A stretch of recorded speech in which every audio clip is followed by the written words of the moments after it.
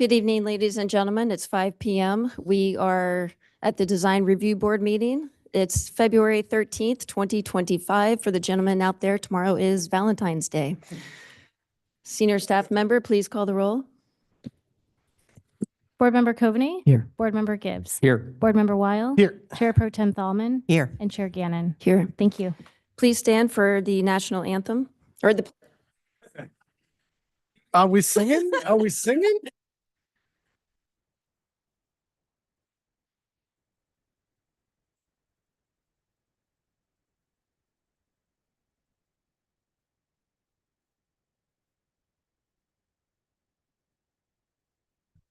So before I begin, you'll notice a fresh face joining us on the dais. This is Jim Campbell.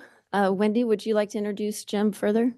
Yeah, certainly. So Jim Campbell will be joining us moving forward as the new staff liaison for the Design Review Board. I've had a great opportunity here, and I really appreciate it's been a joy to working with the board. But I'll be transitioning back to my role as a principal planner. And Jim, I'll pass it off to you to introduce yourself and tell them a little bit more about yourself. Sure, thank you. Yeah, I'm the new fresh face here. It's my third week. I've been in the planning profession for about 35 years, most recently 23 years at the City of Newport Beach as a planner, and then their deputy director in charge of their planning division. So I've been to many, many, many planning commissions, which are very similar to what we're dealing with here. You'll have to bear with me. I don't understand everything that Laguna Beach really is and does. I'm a quick study, and I've got a really top-notch team here to help me out and get up to speed. And I also want to thank Wendy for her time working with the board. She's done a great job, and thank you. Welcome, Jim, and thank you, Wendy. Thank you. Okay, so I'm going to run through the spiel of tonight's procedure. So tonight's meeting will be as follows. We'll have public communications. At that time, any member of the public who wishes to speak on items not on tonight's agenda, but in the purview of the Design Review Board, you will have 2 minutes to speak, followed by the consent calendar. And then we will have a modification of agenda. And tonight we will have a modification of the agenda. Then we will have the regular order of business. I'll introduce the item. At that time, the applicants will have the opportunity to take their seats at the desk. Board will give their ex parte. Staff will make a presentation and provide comments. The Design Review Board will then have the opportunity to question staff. Public hearing will then be declared open. Applicant team will have 5 minutes to have their presentation, followed by the public. The public will have the opportunity to speak up to 3 minutes per comment. The applicant team will then have 3 minutes for rebuttal. The board will then have the opportunity to question the applicant. The public hearing will then be closed. Board will enter into discussion and deliberation. The board will enter into an action, make a motion, a second on the action, and a discussion on the motion. Any persons residing within 300 feet of the project who disagrees with the board's action will have 14 days to appeal. Okay, so at this time, we have public communications. Any member of the public wish to speak on items not on tonight's agenda, but in the purview of the Design Review Board, now's your opportunity to speak. Anyone? No one? All right, that was quick. Then we will move to the consent calendar. That's for minutes of approval. Lewis and MJ, you were not here, you were not present for that meeting, but you have the ability to vote if you like. Chair Gannon, did you want to do modification of agenda order before? I think that's next after the consent calendar. On Third our is, agenda, on our agenda, it's not, but you guys can go ahead, do the consent calendar, and then we can do the modification of the agenda after. Apologies. Okay. We're on the consent calendar. Sure, I'll move. Some wrestle for it. I'll move approval of item 4.1 minutes for approval. I'll second that. Board Member Coveney. Yes. Board Member Gibbs. Yes. Board Member Weil. Abstain. Chair Pro Tem Thalman. Yes. And Chair Gannon. Yes. Thank you. Motion passes for approval. Okay, and so the consent calendar, or the modification of agenda order, we're going to start with 5.5, followed by 5.1, then 5.8, 5.9 will be next. 5th will be the 5.2. 5.3 will follow that. 5.4, 5.6, and then last but not least, 5.7. Chair, you're charged with keeping track of that. Got it right here, yes. Yeah, I want you to repeat that backwards, please. Yeah.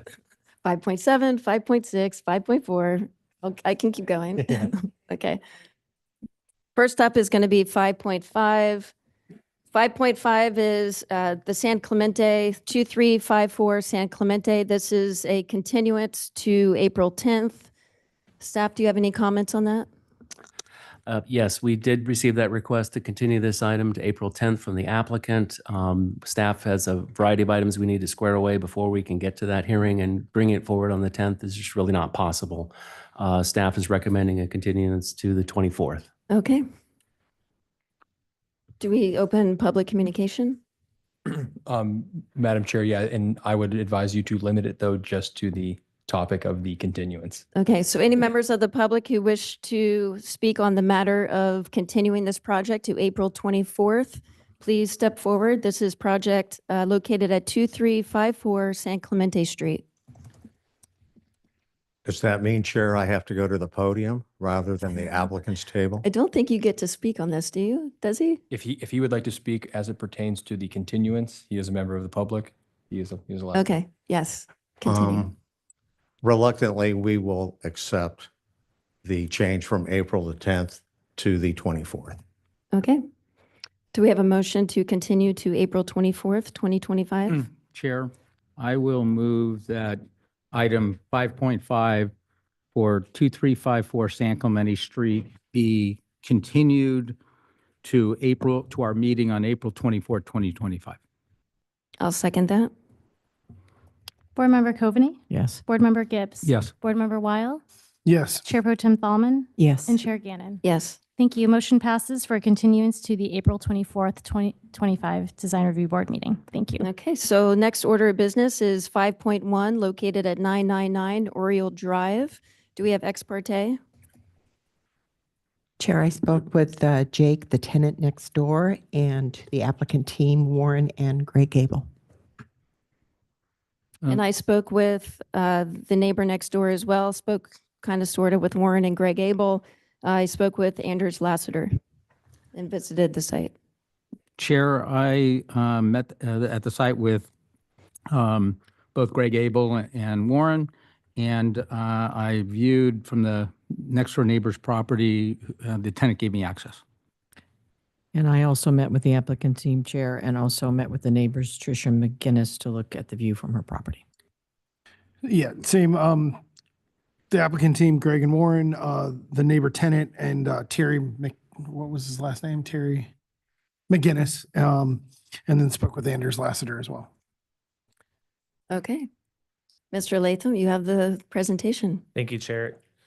Item 5.1 is for a project at 999 Oriole Drive. The project site is located in Bluebird Canyon.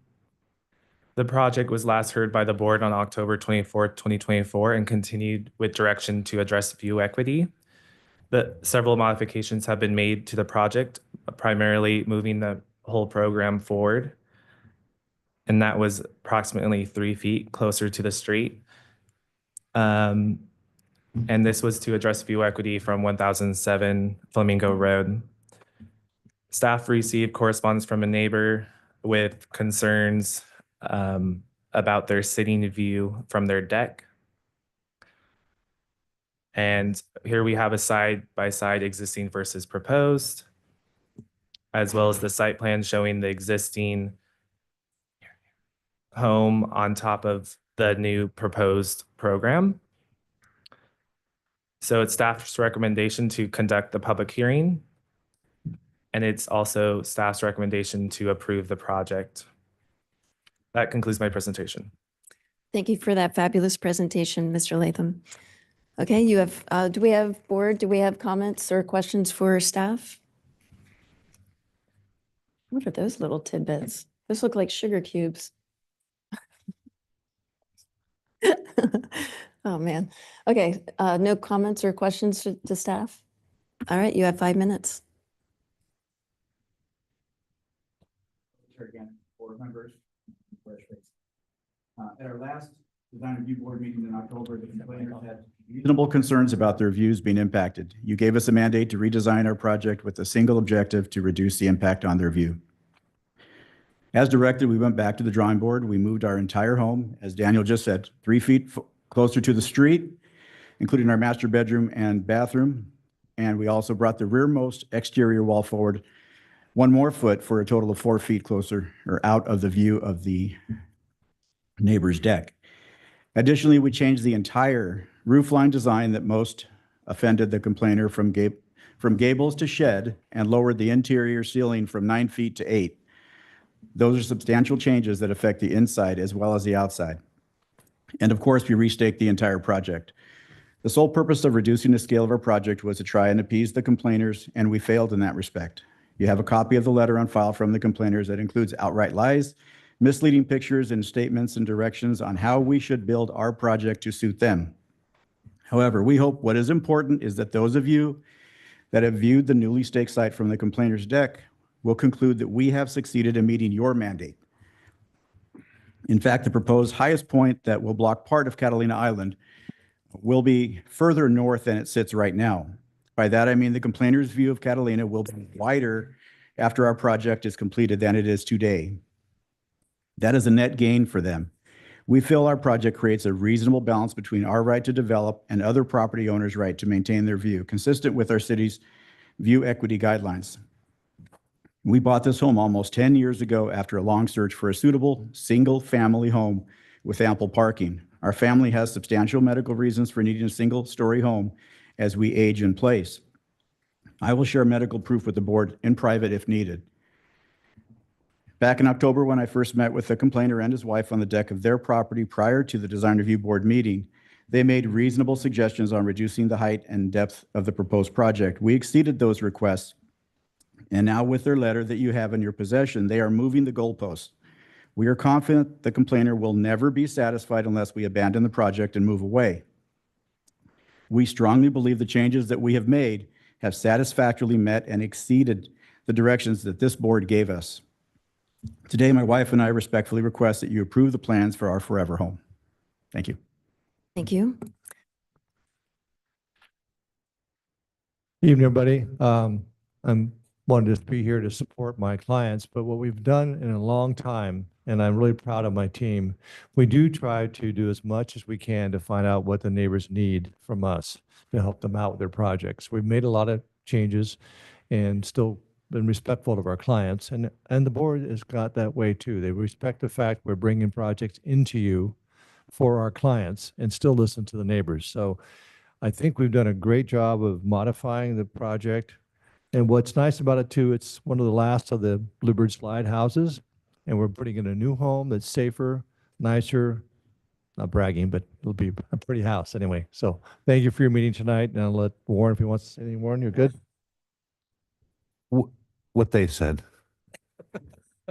Okay. I'll take it.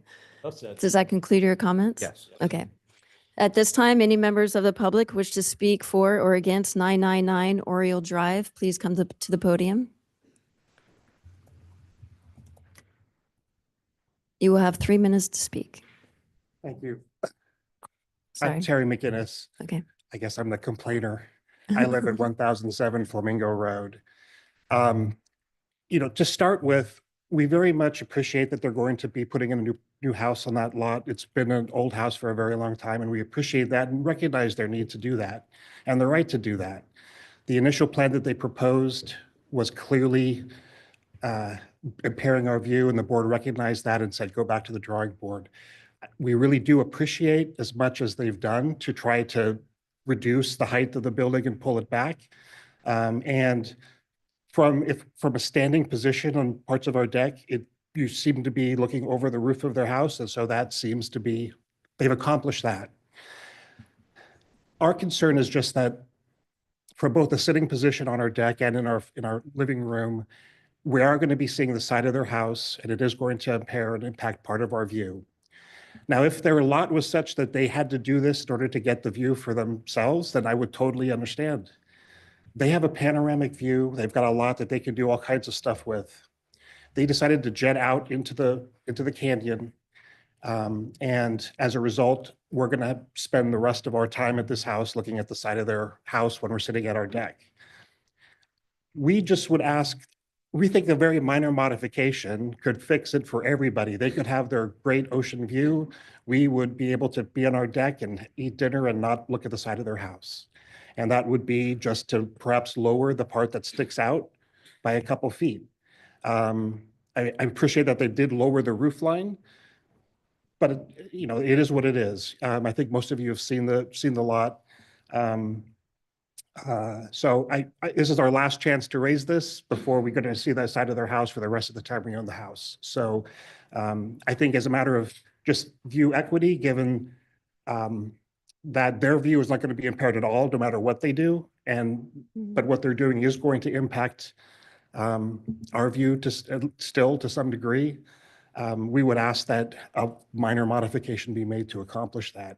I mean, we appreciate their desire to have a single floor house. But the fact is they bought a house on a hillside, and it's very difficult to do a single floor with not a single step in a house. So we appreciate their concerns. We just would like to, we think very minor modifications could address ours, and we'd be more than happy to have them as our neighbors. Okay, thank you. Thank you. Next speaker, do you wish to speak? You have 3 minutes as well. I mean, I would just reiterate what Terry said, and that we're really trying to work with them so we can be neighbors.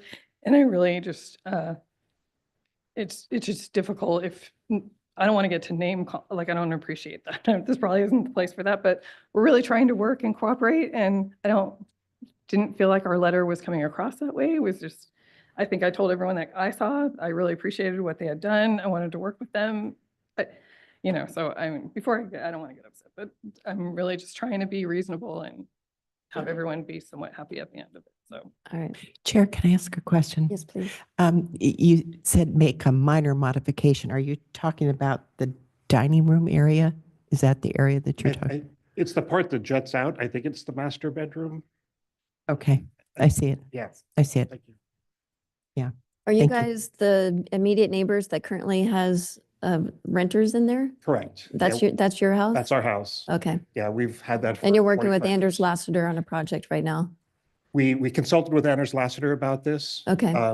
Because we talked about whether or not we could move out, kind of ourselves go out. He Right. made the point, though, that given the slope of the hillside, if we were to go out at all, we would have to drop 4 feet down. And that would mean all the lowering that they did would not work anymore because it would be 4 feet lower. So Okay. that's what he told us. And so we talked to him about it. We're not planning to do any changes, but. Okay, thank yeah, you. Thank you. Any other comments for Oriole, 999 Oriole? All right, you have 3 minutes for a rebuttal. Well, I think the notion of lowering half of the house is quite unreasonable. As far as accessibility, comfort, and all that stuff. 4 feet lower is just not even worth talking about. So they will see the side of our house, of our client's house, no matter what. That's not the part that's blocking the view. I believe it's roofs beyond. As you see in this packet from where we were and where we are now, I think we made quite a bit of adjustments and followed the board's recommendations. Thank you. Thank you. Any other Well, speakers? just one other thing, Yes. since I have a minute or two. We would have loved to pull the house even closer to the street, but as you've all been out there, the slope of the street, the interface of the driveway, that's just, I mean, you can get 2 cars in there, but it's not easy. Luckily, Steve has a truck, so he can get his in there. So that's all. Thank you. Ask Okay. one more thing, can I? Yes. You still have time, yes? Also, at the front of the house, right between our house and the street, there is a large electrical utility box, a vault in the ground. If we move forward any further, we will be on top of that vault, and that just can't happen. Thank you for that. Thank you. Does that conclude your comments? Yes. Board, do we have questions for the applicant? I do. So the house, you were describing the house pulled back a foot.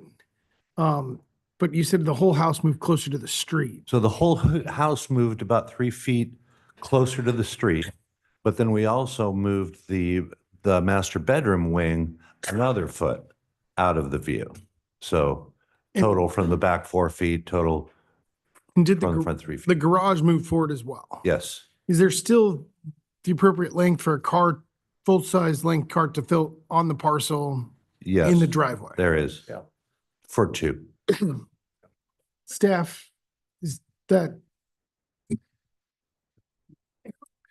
The driveway is not part of the parking requirement, but essentially you could park 2 cars there. All right. Any other questions? Okay, the public hearing is now closed. We will go into board comments. Absolutely. Yes, please. I went back over my notes and the prior hearing. And I think you've done a lot that we requested. I find it a really modest house that is making a fair and appropriate use of the lot. I don't think it's feasible to lower the master bedroom, which is that corner, particularly to a degree that would be meaningful to the McGinnis house. So it comes down to the issue two issues that I had before, view equity and privacy. So I'll hit privacy first. I think removing the deck and making it not visible to the house solves that problem. With respect to view equity, as the famous Don Sheridan used to say, it's not view preservation, it's view equity. And we need to look at that, from somewhat of a subjective view, applying the guidelines and being consistent. This is the important thing, being consistent across properties that come in and out of, come before our board. And I spent a long time on the deck of the McGinnis and in the house, and they have a significant view that's unimpacted. And the reduction of the house, moving it back, I think 3 or 4 feet there, results in the view being preserved, particularly from inside the house, but also from the deck.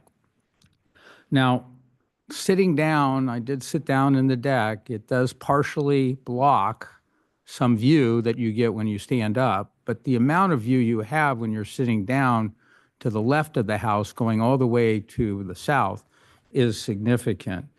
And to require the applicant to do something that would significantly improve the view, which is primarily a sit-down view, and I'm sensitive to this, to the McGinnises, of seeing a house, and I'll get to that as my concluding comment, but I just think the view equity has been achieved. I don't think we could, at least I could not find that significant view improvement would happen enough by anything that would be a reasonable modification of the house. And given the amount of the view that the McGinnises retain, view equity has been achieved. Now, seeing a wall, a lot of people see walls. The orientation of the deck really is more canyon and more ocean. But, that's what happens when houses get improved in our town. And people are going to see it. Often we call it where there's a vacant lot, vacant lot syndrome. But this is, an appropriate improvement on a lot that's been existing. I think the McGinnises did acknowledge that this old house needs to be rebuilt. And given that, I don't see that violates any guidelines that we have regarding the wall. For those reasons, I think you've done it, and I can approve the project tonight. Okay. I'll piggyback off that. I agree. I feel like you took direction really well. The contours of your corrections were improvements greatly to the view of the neighbor. I didn't find any ocean impediment. I feel like the contours follow the roof line of other houses and landscaping. So I can approve this project this evening.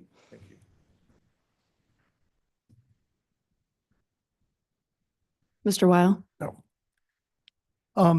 Yeah, I'll echo the same comments from my colleagues. I concur with Board Member Gibbs and Chair Gannon. It's a hard part for the board to take elements of view, but I think Board Member Gibbs said it pretty well, that the view, as you move around the deck or you stand in the doorway or in the house, is still relatively preserved and the changes are minimal. And so people do have the right to modify and adjust and modernize their properties. And I think by, when we went up there the first time, it was very clear that there was a big problem. And so following the board's direction to clear that up, open up that space, change the roof lines, those were all reasonable changes to accommodate maintaining a significant portion of that view. As Board Member Gannon was saying, it doesn't mean you get to keep everything. So for me, it's preserved. The project is articulate. It meets the guidelines for neighborhood compatibility. And the environmental context, the grading is relatively minimal given the site. And so I fully support the project. All right, Mrs. Stallman? Well, I would echo my colleagues' comments as well. I think you did a great job, great improvement, bringing it closer to the street. The site coverage was a bit over. I saw like 0.2%. It's not a big deal, but major improvement from the last go around. It meets all the design review guidelines, and I can fully support the project tonight. Ms. Coveney? I was waiting to hear some other comments. I think you did a great job in trying to accommodate. I do feel like you're still impeding a little from a view equity perspective. It's minor, but it feels like you could give a little more there. So I am kind of struggling with that. I'm not sure what your original house size was on the property. It's not noted on the plans. So I'm just wondering if overall size could have been adjusted smaller to then bring it in to make it less impactful to the neighbor. But I know it's difficult, and I'm not 100% there, but I'm not being very clear, am I? Yeah, I don't think view equity's been achieved. I think it's neighborhood compatible, and I think, yeah, that's all. All right. Sounds like you have the support of the majority. Do we have a motion for approval? Make a motion, Chair. Okay. Chair, I move that the board adopt Resolution 24-1344, approving design review 24-1344 and coastal development permit 24-1343 and variance 24-1345 for a new single-family home with a two-car garage with elevated deck grading and landscaping, and finding said action exempt from California Environmental Qualities Act under Section 15302. Yeah, that's my motion. I'll second that. Board Member Coveney? No. Board Member Gibbs? Yes. Board Member Weil? Yes. Chair Pro Tem Thalman? Yes. And Chair Gannon? Yes. Motion passes 4-1. Thank you. Next up, we have Thank you. 5.8. Yep. Warren, I think this is yours. 5.8, located at 31561 Eagle Rock Way. Do we have Hey, expert day? Board members, do we have expert Yeah, day? Chair Gannon, I spoke with Warren and visited the site and met the tenant, Kyle. Mr. Gibbs, expert day? This is on. This is Eagle Rock Way, 5.8. Sorry, Our Chair, agenda. we were talking. It was MJ. 31561 Eagle Rock Way. Chair, I met with the applicant team and the neighbor. I believe his name was Dave. I too met with the applicant team, spoke with Warren a bunch of times, and had a site visit as well. Chair, I met with Warren and Amy? that's it. Yeah, and I met with the neighbor Amy and spoke with Warren. Did I mention I met the neighbor as well? I think so. No, you did. Okay. I met with the neighbor as well. Okay. Mr. Weil? You did ex parte? Did we all do ex parte? Okay. Pretty sure. Mr. Latham, you have one of your fabulous presentations ready? Yes, I'm ready. All right, let's do this. Item 5.8 is for a project at 31561 Eagle Rock Way. The project site is located in South Laguna. The project is an elevated deck. The project was last heard by the board December 12, 2024, and continued with direction to address the view equity and privacy concerns. Since then, the applicant has revised the deck to pull it away from the neighbor's property and pull it back from the rear of the property, as shown here in red. And it is staff's recommendation to conduct a public hearing and approve the project if they believe view equity and privacy has been achieved. That concludes my presentation. Thank you, Mr. Latham. Any questions to staff? Okay. You have 5 minutes. Thank you. Well, so we listened to the board. We understand where the neighbor, Amy, is coming from. Basically, what we did is we reduced from our original proposal about half of what we were pushing out before. 3.5 feet from the rear yard, 3.5 feet from the neighbor's house. We think that the view equity has been achieved. And as far as the privacy, I think the only concern was from a little bathroom window at the first floor. We're happy to leave the ficus tree there and trim it. We're happy to put a new hedge. We're happy to do a privacy screen. Anything.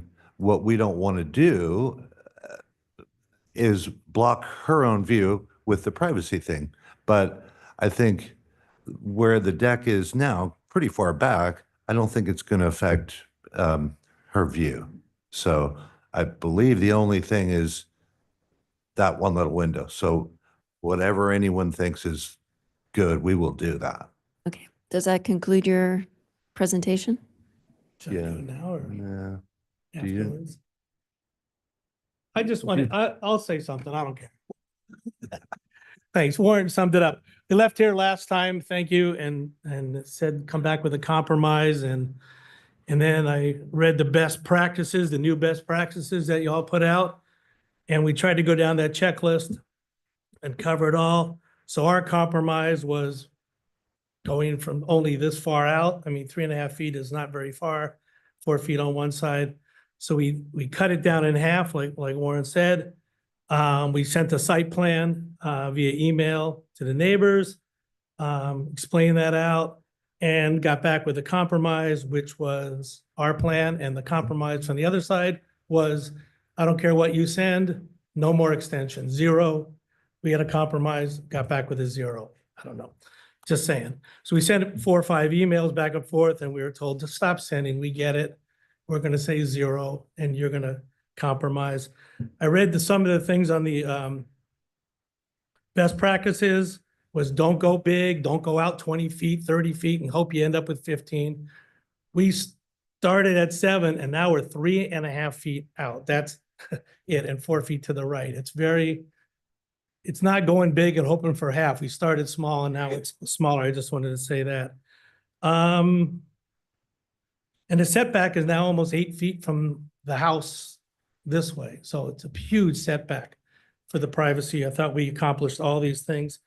And we want to end this with a fair project for us and keep neighborly relations good. And I think it's a very small ask on a compromised deck. That's all I got to say. Okay. You will have 3 minutes for rebuttal after public comments. So does that conclude your That 5 concludes minutes? our 5 Okay, minutes. Thank you. presentation? Yes. At this time, any members of the public wish to speak on 31561 Eagle Rock Way? Oh, yes. Hi, I'm Amy Burke. I'm the neighbor. Prior to attending tonight's hearing, I re-listened to the recording of our December 12th hearing. The board was going to make a decision that night, but instead directed Mr. Snyder to work with me to find a compromise. That never happened. After I spoke at the hearing and all the board members emphasized their privacy concern, he never reached out to me like you asked him to do. He never spoke to me. Instead, 2 weeks after the hearing, I got an email from Warren, one that Ken wasn't even copied on, proposing what he called a good and equal compromise, and it completely disregarded the board's guidance. You all were unanimous on that night, saying that view equity weighs heavily in my favor, given that I have just one corridor of an ocean view. You all agreed that my privacy and view concerns were not adequately addressed. You all stated that the ficus tree must remain in place as a critical barrier. Yet the email that Warren sent to me gave me what he said was a compromise, and he said, we suggest a privacy screen or a hedge to help mitigate your concerns. Last time when we came there, Jessica, you had said that if my house was for sale, my view would be considered a peekaboo view. You said to get your vote, the deck could extend lengthwise toward my house, but not at all past the ficus tree, not past the ficus tree, and you said you would not let us extend the deck, extend the deck out at all past where it is. Board member Christine agreed exactly with you and said because it's my only view and it's where I work and dine and live, that she wouldn't let it extend out any further as well. Board member MJ said the privacy equity was not achieved and the deck felt very New York City. And basically everybody agreed that it should come toward my house, but not out, except Tom, you said maybe 2 feet, but that's it. So instead of speaking to me, all of a sudden that 7 feet, which was way far out, then went to 3.5 feet.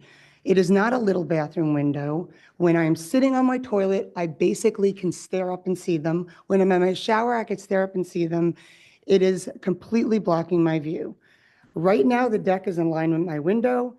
Even going a foot over, I lose my ocean view from the first floor, and upstairs, I will lose my entire view. They put an umbrella up, they put anything up there, and I lose my whole view. So I'm not being unreasonable. Warren's proposing a 3.6-foot extension beyond what was recommended and replacing it with a privacy hedge. Just so we can be clear, my position remains that I will not agree to an extension into the yard beyond the width that it is. Even a 1-foot extension would impact the privacy in my bathroom and the view from my bathroom in my primary living area. I'll allow them to come lengthwise, like I said before. This is not an issue of space. They have ample entertaining space outside. They have an 86 square deck off their bedroom. In Their whole conclusion, house faces the ocean, and they already have an 186 square foot deck. I have one little view, and this project will take away my entire view. thank you, Amy. Thank you. Next speaker. Any other speakers? This is for project 31561 Eagle Rock Way. All right, you have 3 minutes for a rebuttal. Well, so when we're talking about compromise, that's what we did. We expected some compromise from the neighbor.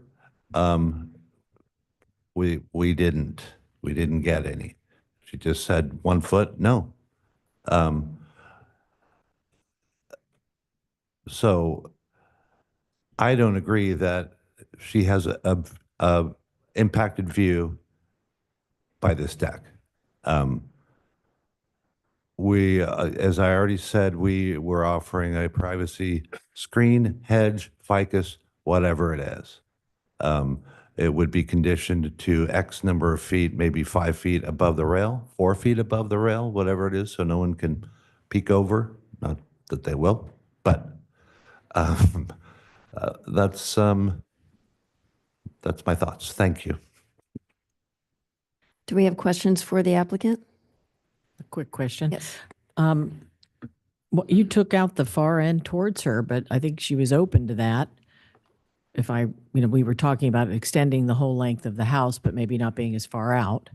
I'm just trying to figure out what you're trying to achieve, because it feels like you're going to a lot of work for like 3 feet off your deck. So I'm like, am I missing something? Why wouldn't you have My kept the client length? needs a bigger, slightly larger deck. Okay. It's not huge. It doesn't start out huge. Yeah, 'cause- We started where we thought the neighbor had told us we could go from. We reduced it in half. Because you both were ways. originally at 14 feet, 6 inches, and now you're at 18? Is that what, right? Or I'm no? sorry. Your original deck is at what? 14? 14.9. Okay, so your current deck, then your It's- current one it- is here. Yeah. Because They pulled it in from here, I get that. 3.6. Got but it's it. Still 14.9. Right, but what's there presently? What are the dimensions of the deck? What's the existing? Daniel, do you have that information? Because I didn't see I that on don't here. have it off the top of my I head. can pull up the plans. I mean, I miss, Sorry, you can't make comments. I know it's a small deck, but how far does it protrude is when I went out. Because I stood on it, but I it was gonna guess.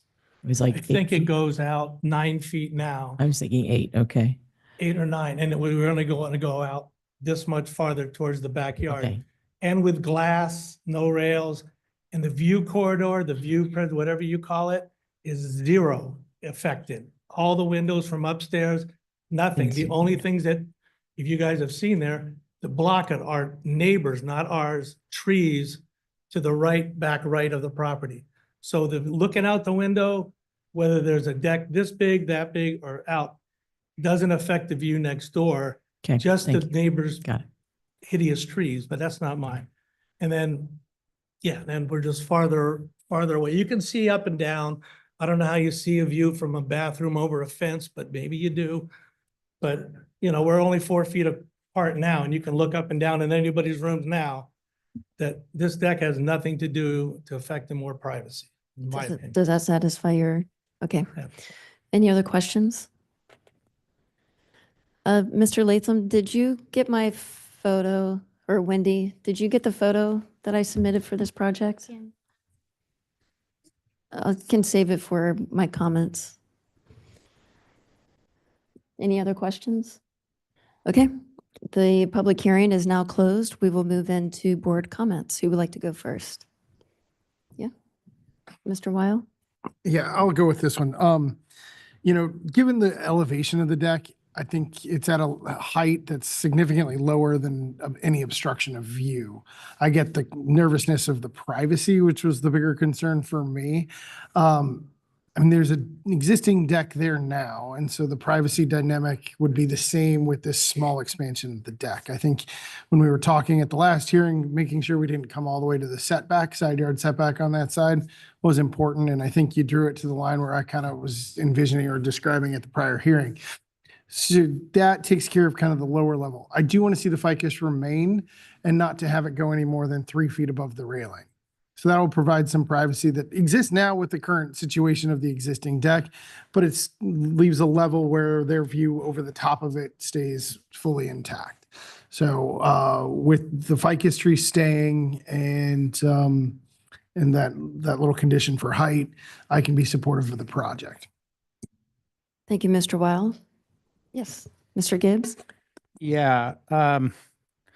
Warren, you followed our instructions last one, but I don't think you followed them on this one.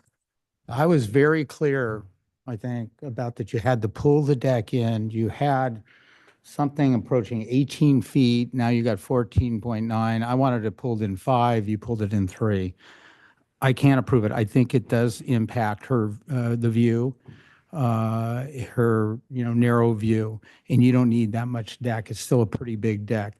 The second thing I asked you to do, and I'm saying this from my own view, so I didn't, whether you complied with the other comments, but as far as I'm concerned, you didn't do it.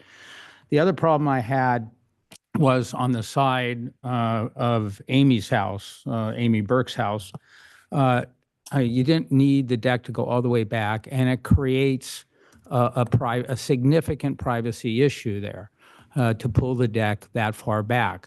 I asked it, I believe the ficus tree needs to remain. I don't think there's, I'm not sure I understand Mr. Weil, maybe I can ask him, but I don't think that ficus tree between the deck and Amy Burke's property has a view issue for your property at all. and may have for Amy's property. But I think the ficus has to remain for privacy, and the deck should come back to the window, to the ocean-facing side of the window, and you have it going to the other side. I'm not sure, and when I was there with you, it was pretty clear you couldn't keep the ficus if you pulled the deck that far back. So to get my support, you need to pull that deck in 2 more feet toward the house, and you need to pull the back side of the deck to the edge of the window facing the ocean side. I don't think that's asking too much, but it will have a big impact on the neighbor, on Amy Burke's house. So those are my views. I can go next. Mr. Latham, do you have the photo that I submitted? Can we show that, please? So I'm kind of in between. I feel like view equity had been achieved from looking at the photos that I took from the primary living space of the neighbor. If you can see the string line, even if there's an umbrella in that corner, it's gonna just block the trees in the back. For me, coming into this meeting tonight, it was more about privacy. And however the board decides, whether it be to get the votes that you need to not push the deck so close to Amy Burke's house, but to keep it in line where it is, or maybe bring it to that window. You said you wanted to put it to the alignment of the far end of the window, just to keep aesthetically pleasing. If however you want to figure out extending it towards Amy's, as long as it can maintain privacy for that bathroom, because it is an intrusion, I'm okay moving forward with this project. And I was with Chair Gannon when we went to the property, so I saw the same view. And I agree that it was a privacy issue primarily the last time we were there. And I think usually privacy from a bathroom is not a typical, although it is typical for privacy, but not for view equity. I think view equity is achieved, especially from the upper level through that corridor. And I totally understand Ms. Burke's concern about having a peekaboo view. I know people are very sensitive to that, but I still see with this particular extension of the deck, which is pretty modest in my opinion, I can support the plan tonight. As far as the ficus tree, it looked pretty rooted to me, and I know they are hell on your plumbing roots, and especially so close to the house. I would like to see an alternative, maybe a planter or something else to achieve that privacy. But I'm just one vote, so that was sort of my recommendation, but I can support the project tonight. Real quick, board member, do you want them to pull the deck in away from Amy Burke's property at all? Or are you good with it where it is? No, I'm fine with the deck the way it is. Okay. As long as there's a privacy screen of some kind. Okay. As long as there's a privacy planter. Okay, and I concur with Board Member Thaumann. I think view equity has been achieved. I think that there needs to be some sort of a greenscape on that privacy side if you have to remove the ficus. I would love to keep the ficus if there's no issues, if you have no concerns about rooting or whatever those things do. But if you keep it, to keep it laced and that, so we might have some sort of a conditional approval if we should vote that way to determine determine what that should be. I don't know how well the communication is. It would be a great thing to work on together, but if that's failing, then perhaps we can help guide you into a solution. Warren, do you have any solutions for a privacy screening? It sounds to me like the board is swaying towards keeping this ficus. So we'll be happy to keep the ficus. Okay. You have my support then. Yeah. And maybe we put in the condition that if the ficus is removed, that it be replaced within 6 months with a significant tree. That's fine. Like that condition of approval? Is that, What's a significant tree? And 6 months?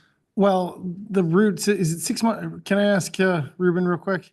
How long before you can replant a tree in the same spot? 3 months? Or can you do it right away? I thought the Garrett roots, needs to come up. Ruben, you have to come to the podium, please. sorry. calling on a local If you've taken out sufficient roots, you can plant it right away. right away. Okay. All right. Never mind. Then just to be planted within best efforts. And a tree that provides an equal amount of, Equal amount of shade, an equal, privacy. an equal amount of privacy? Yeah. And then we'll cap the height at what, 3 or 4 feet above the railing? 4 feet? You want 5 feet above the railing? Okay. 5 feet above the rail, okay? I think that's low enough. That's minimum still and see it. maximum? Yeah, Maximum. the max height. Okay. Yeah. The min height, No, because then he would be able to grow it super tall and then it could have Well, some. you give them a range. I mean, the trees aren't static. How about to the eave? No higher than the eave? that's too tall. And no, That would be way too tall. Let's say 3 feet above the railing. that's fine. Okay, 3 feet above railing? 3 feet above Okay. railing. And no, only because this came up in another thing, and no wider than the deck. It can't become bulky and Oh, yeah. no, girthy. And It can't canopy, no wider than the deck. Fair enough. Okay, And Chair, what was that? And it was no higher than 3 feet above the. the railing, the deck railing. And it can't be a canopy tree that I that got. extends into the backyard past the deck.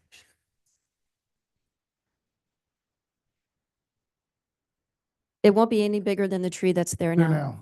but this isn't open for discussion. Yeah, All right. okay. You want me to make the motion? Yes, please. All right, I'll move item number 5.8 at project location 31561 Eagle Rock Way. That the board adopts resolution 24-2363, approving design review 24-2363 for elevated deck extensions with conditions addressed with a condition to address privacy, that the current ficus tree be maintained at the width of the deck and no higher than 3 feet above the railing. And that if the tree is to be removed, a new sufficient tree needs to be planted as determined by staff. With the best, with, Yeah. The condition is that it won't exceed 3 feet past the. I put that in there. Yeah. But that's what's the the- minimum height, With the Louis? same spatial modifications as the ficus tree. And That's then the same what's spatial mod. What's the minimum height? You've got no higher than 3 feet, but Must maintain it's got to be a window, so it can't go lower. 3 feet above. Between railing height and 3 feet Yeah, above railing the height, height. 3 feet. I'll second that. You good with that? Do we need clarification? Yeah, make sure. Good? Yeah. Go ahead. Yeah. Oh, and then I got to add that it exempt from CEQA section 15301, CEQA. Okay. Board Member Coveney, Yes. Board Member Gibbs, No. Board Member Weil, Yes. Chair Pro Tem Thalman, Yes. and Chair Gannon. Yes. Thank you. Motion passes 4-1. Thank you all. Good night. Next up is 5.9, located at 1813 Temple Hills Drive. Do we have ex parte?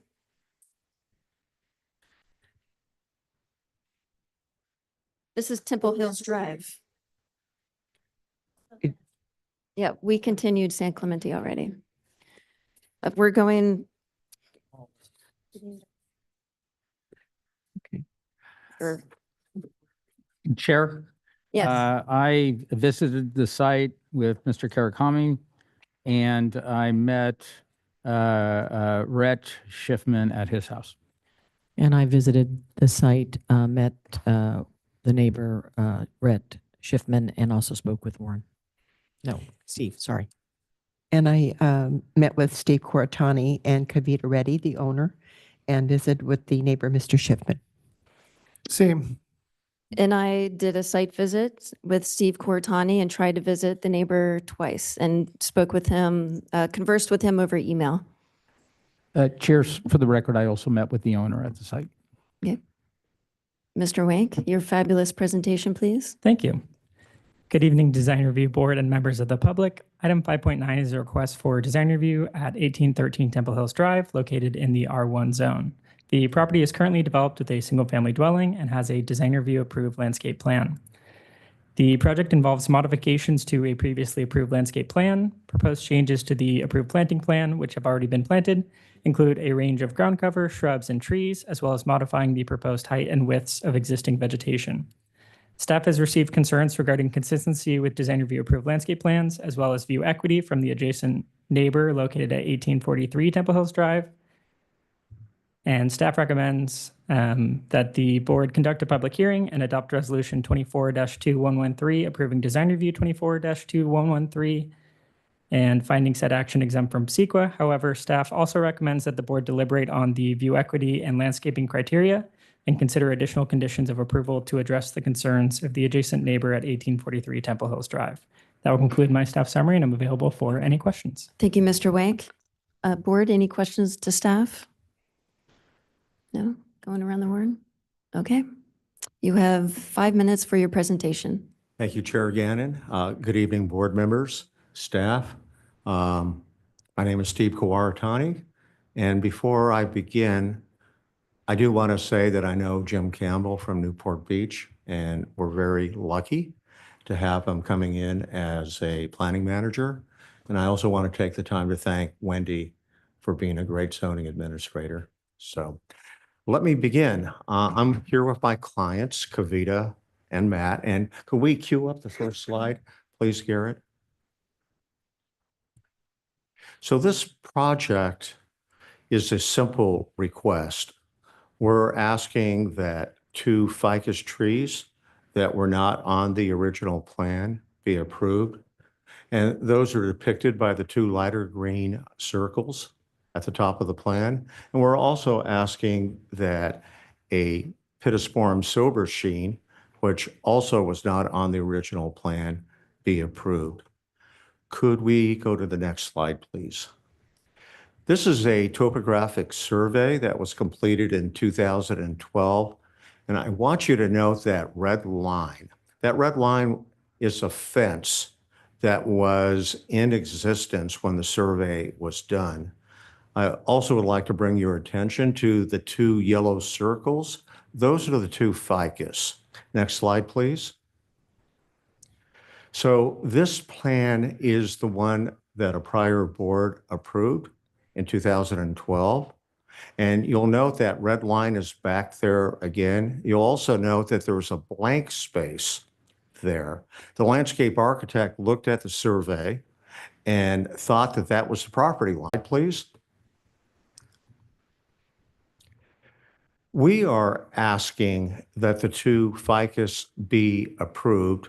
And we're also asking that that other ficus, which is currently limited to 20 feet, we'd like that all 3 trees, because they do not pose a view issue, we're asking that they be allowed to be 20 to 25 feet tall and that they be pruned twice yearly.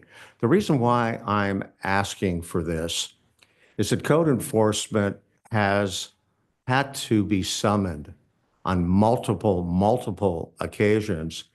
And at one episode that I was at, the code enforcement officer sanctioned my clients and said that the trees were 6 inches too high, 1 leaf. So we need to put an end to this. I'm thinking that if you modify the approval to 25 feet, we'll keep it between 20 and 23 feet. And we won't have to chop it down to 16 feet and then lose our privacy. So I'm asking you to indulge us on that. And then the remaining trees, both upward and back around the corner, will continue to be maintained at 20 feet to respect view concerns. Next slide, please. This is a picture of the silberscheen. Not sure why code enforcement arbitrarily decided it could be at a specific height. It poses no view concerns to anyone, and we are asking that this tree be allowed to grow up to the bottom or the top of the lower eave. Next slide. So again, this is what we are requesting. The 2 lighter green circles. There's a black circle to the left That's the existing ficus right now. That's limited to 20 feet. We're asking that it be allowed to grow to 25 feet, no more, and that the two plants to the right be allowed to grow up to 25 feet, no more than that. And certainly, we're going to keep it well below the 23 to make sure we don't run afoul of code enforcement again. And again, that darker green circle is the Pittosporum silvershade, and we are requesting that it be allowed to be approximately 20 feet tall. Thank you. Does that conclude your comments, your presentation? Okay. Would you guys like to speak? Okay. You could also save it for your rebuttal if you like. Okay. At this time, any members of the public wish to speak on 1813 Temple Hills Drive? Please come to the podium.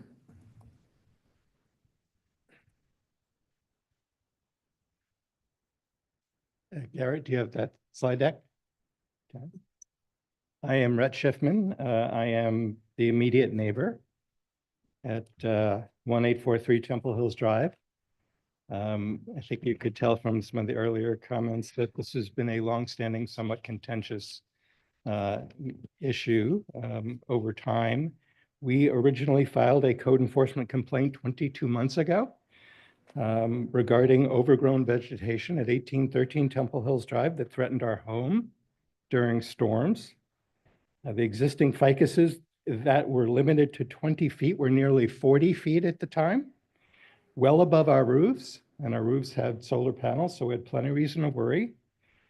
There were 3 violations found by code enforcement when they came, including creating a public nuisance, failing to comply with approved landscaping plans. Code enforcement observed dead plant debris that appeared to be nests for rodents, several trees that had overgrown their 20 feet height limit, including an evergreen ash. There were 9 trees not on the approved landscape plan, 7 of which have since been removed, and then 2 illegal ficuses planted by the Vellas after the landscape approval that were planted directly in a view corridor to the ocean in Catalina Island. These illegal ficuses and the overgrown evergreen are the primary reasons for this DRB. The Vellas have received 3 citations, earned 3 citations for failing to maintain vegetation in compliance with the initial notice, and then figured out that how to avoid further citations was to make sure you cut your trees after code enforcement had scheduled a visit to do a compliance check. I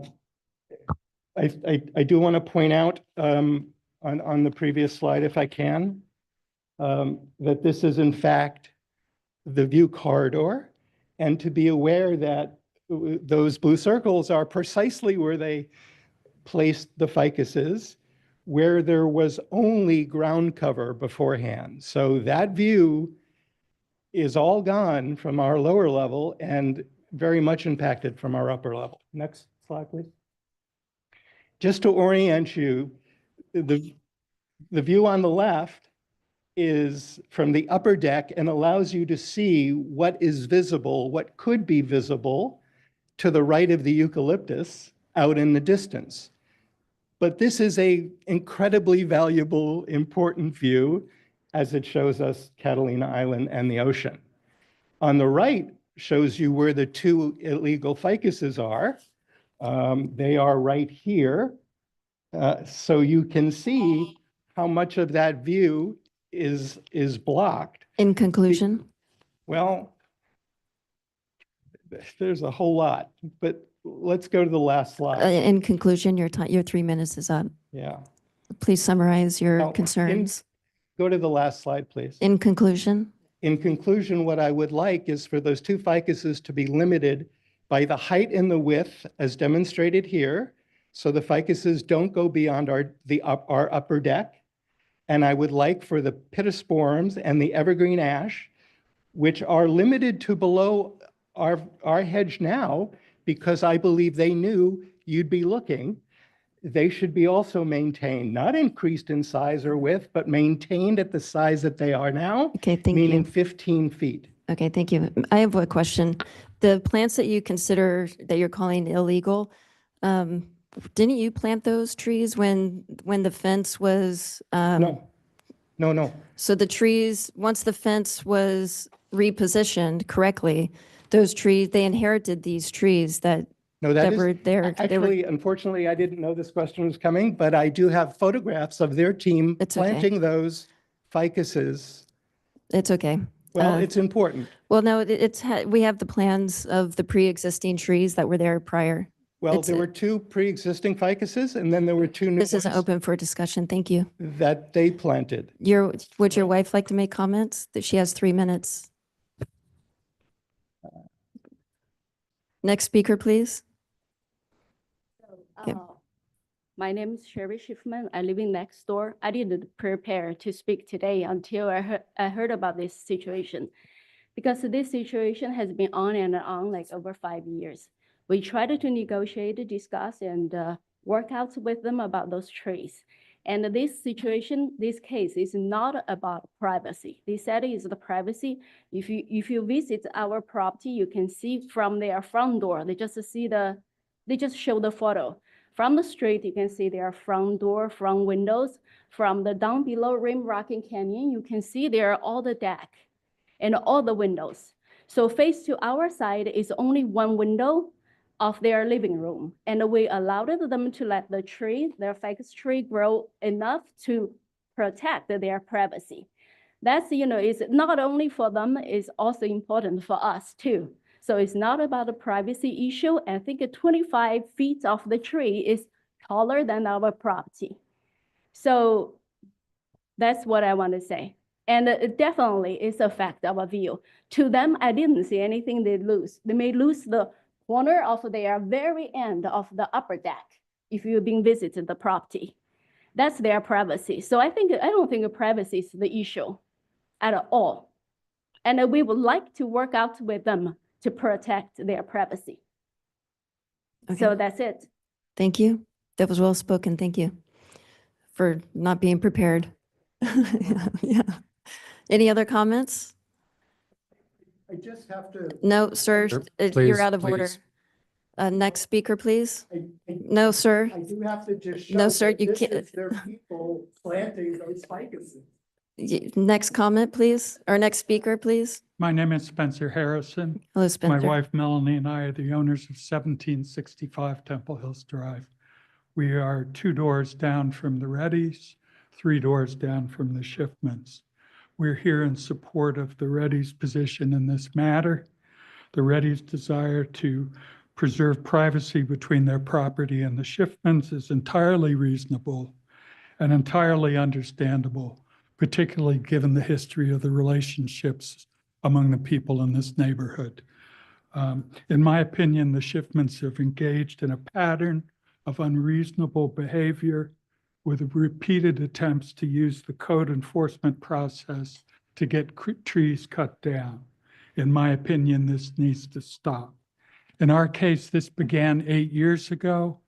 During our design review process for a remodel, the Schiffmans persuaded the board that we should cut down 5 palm trees on the edge of our property. The asserted reason was to preserve their view of Catalina, even though their property has a 180-degree unobstructed view of the ocean. The only way you could possibly see Catalina is to go out on the deck, peer right, and confronted a whole dozens of trees that block the view of Catalina. Nevertheless, we agreed to chop down the 5 palm trees. Mr. Schiffman agreed to share the cost, which he never did. Fast forward to October of 2024. My understanding is that the Schiffmans have filed a complaint with code enforcement against us, claiming that we did not remove the 5 trees. They're seeking the removal of 3 additional palm trees on our property. I won't get into the details of this at this time because we may be back in front of you in short order. But in any event, acting on the complaint, code enforcement issued a notice of violation in November, although they've now conceded that in fact we did cut down the 5 trees because I showed them the stumps. I don't know personally whether the Schiffmans have filed complaints with code enforcement against other neighbors other than the Reddys and ourselves. Although they certainly told my wife and they told the DRB 8 years ago that they intended to do so. This is harassment, it's unacceptable. And if the Schiffmans want a view of Catalina, they should purchase a property that actually has a view of Catalina. Accordingly, we'd ask the board to approve the Reddy's reasonable request to keep the privacy and hopefully restore some semblance of peace in this neighborhood. Thank you very much. Thank you. Any other speakers? I feel like I should be able to. No. You had 3 minutes. Our city attorney says no. Do we have question, or you get a 3-minute rebuttal? Okay. No, there's no further speakers. Yeah, I'll pass up a couple of. Yeah. Thank you for your time, for hearing us out. I'm just going to rebut some of the points Mr. Schiffman made. He said this dispute started 22 months ago. They sued us in 2010 about the Catalina view. And that property line that Steve mentioned, that was the purpose of the lawsuit. See, he had built the fence 15 to 20 feet inside the property line, and the part of our land that he appropriated had those trees. They existed at that time. And so that lawsuit was about controlling those trees and controlling the view, was dismissed with prejudice on the eve of his deposition. Why was it dismissed with prejudice on the eve of his deposition? Why did he give up? Because it turns out that the previous owner, and her son told us this, was approached by him while she was sick to sign a deed to hand the land over. And when she didn't, sometime between her death and our purchase of that property, he unilaterally built the fence with those trees in that sliver of property. If you don't believe that those trees existed, look at the photos that he tried to submit to the judge when, after the case was dismissed with prejudice, he tried to get the Catalina view, and the judge told him, no way, Jose. He talked about 9 trees. And yeah, you know what, those 9 trees came up the first time I heard? He tried to make us a deal. Get rid of those trees. I'll let you get a pass on those trees if you give me my Catalina view. And we told him, you want a Catalina view, there's something called the View Preservation Committee. And if you want to try to get a lateral view on Catalina, go there. What did he do? He didn't go there. He came to you. He made more threats towards our tree, and we're not the only neighbors he's threatened. He's threatened all our neighbors. He is essentially trying to trade, not harassing us for his view. And if you guys let him get away with this, it's not going to stop. He's going to keep harassing neighbor after neighbor after neighbor until he gets this ridiculous view. And in terms of the privacy, it's very simple. We already cut this tree down, and he already has a full view into our upper level. And we did it because my response to us being out of compliance was to put all the trees in compliance. Okay? And if this goes down, he will have access, he'll have a view towards our deck. So on substance, it's very simple. If he had a case, he'd go to the View Preservation Committee. He doesn't have a case, so he's just going to harass us until we give in. We're not willing to give in. You should not let him have his way. Thank you. View preservation is not. You're out of order.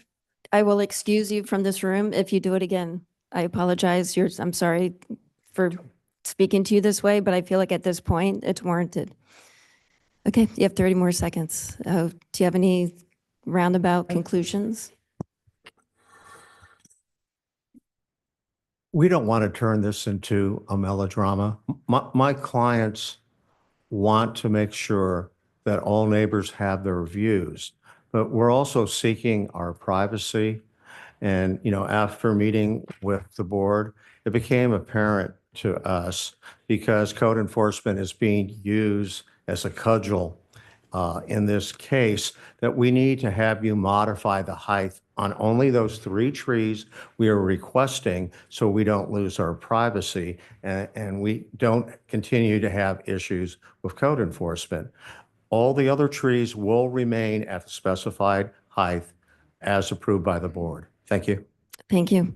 Board, do we have any questions for the applicant? I have a quick question. Yes. Just out of curiosity, did Mr. Shipman ever approach you to ask you to cut the trees or?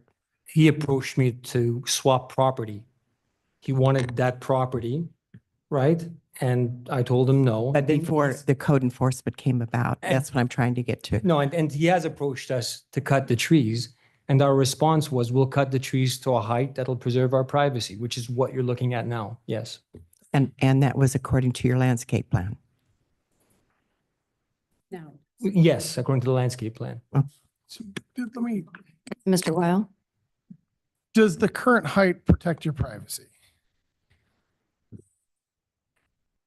The current height, you can see from, you've been to my house, I have no property in the upper level because of the tree being too low. No privacy. No privacy there. And then I'm not sure why they're entitled to a view of Catalina from a lower level. If everybody was entitled to a view from a lower level, there would be no trees in Laguna Beach. Us and the Harrisons, we would ask, come to you and ask you to remove all the trees from below us. Okay. So if those lower level, their complaint seems to now be about the lower level because they have their upper level view back, then we would lose all our privacy because our decks, our bedroom deck and our barbecue deck are below that. And if I go out there and it's any lower than that, I can see them. We went Thank you. over it. That was okay. At the level. That answered the Right at question. the edge. Yes, that satisfied I have a Mr. couple Wiles. questions for Garrett. It came up through the public commentary that obviously this is a code enforcement. Do you have a rough history for where that's kind of back and forth from what you've analyzed in preparing this project? Yes. So there were 2 code cases on this property. One opened in 2014, which was related to a fence that has since been closed. This code case was opened in 2023, January of 2023. It wasn't clear within the file itself how many compliance calls there have been, but based on the documentation, it looked like there have been at least 16 inspections for compliance. Mhm. Okay, keep going. And the cases remained active while they pursue this modified plan. Is the project deemed currently in compliance? I'd have to confirm with Ross, the code enforcement officer, but I believe there was a an inspection fairly recently, but I'd have to take a look back and see how recent that was. And then it also came up about view preservation. Is there a view preservation on file for the neighboring property? I think it's what, 1848? There was a view restoration process. View restoration order 22-0293 was processed in 2023. So not a view preservation, but view restoration. Okay. And then the board's authority, and maybe this is a Patrick question. Obviously, this is a modification for landscape.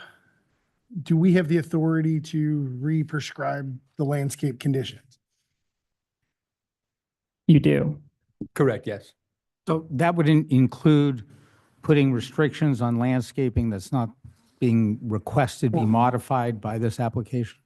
Or, yeah, change Is that what you're asking?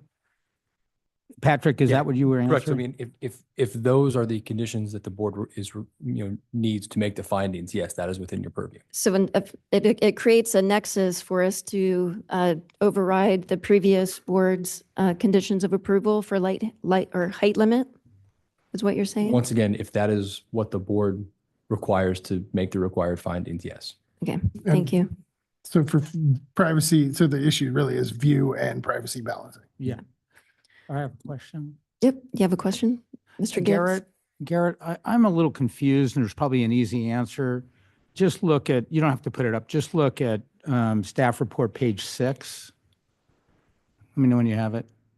It indicates that the proposed changes are different than what's being discussed. Am I missing something?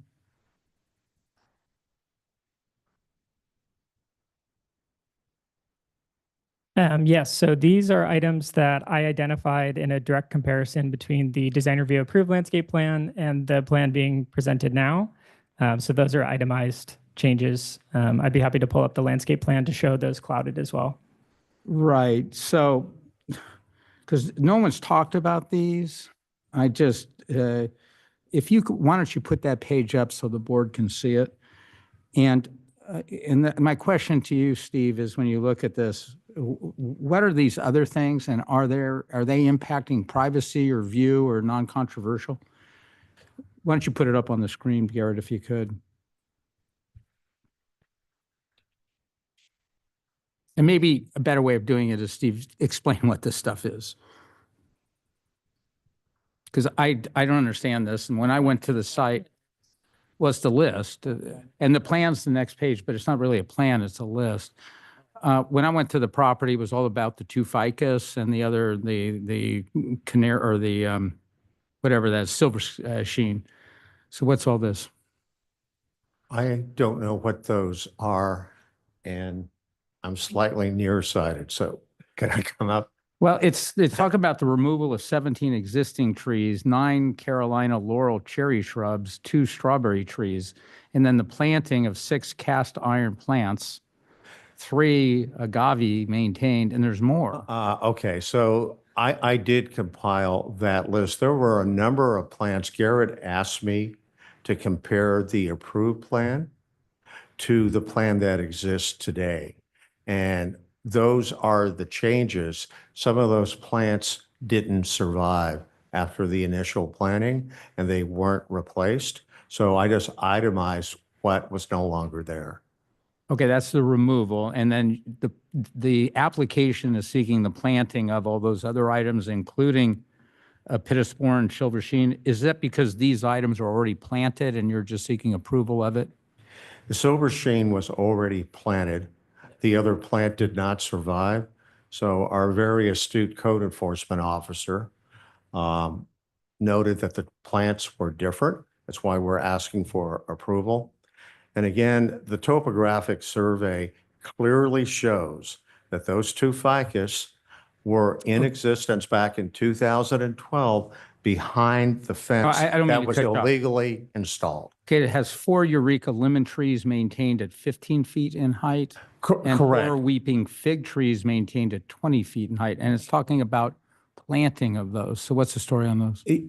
They're in existence right now. And so they were just, I did an inventory again, Tom, and the blanket approval before was nothing was to exceed 20 feet in height in that location. So I carefully noted that nothing would exceed that height. Okay, so let me kind of get to the bottom line here. This list is of things that already exist that weren't on the original landscaping plan that you're asking us to approve tonight. Is that right? Yeah, again, plants don't always survive. And so what occurs is that if plants are of similar form and size, generally the board will let it go. Garrett wanted an exact inventory, what was there, and I complied. Okay.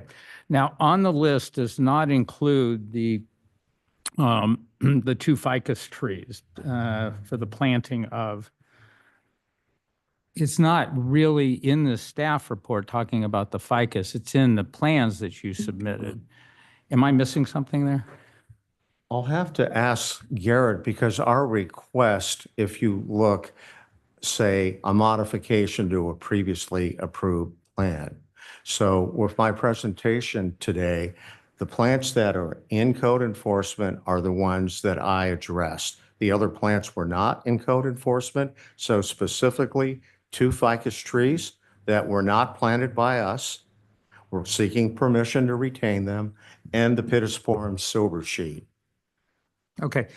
Garrett, is there any reason why the ficus aren't included on the staff report? Yes, the weeping fig is the common name for the Ficus benjamina. Oh.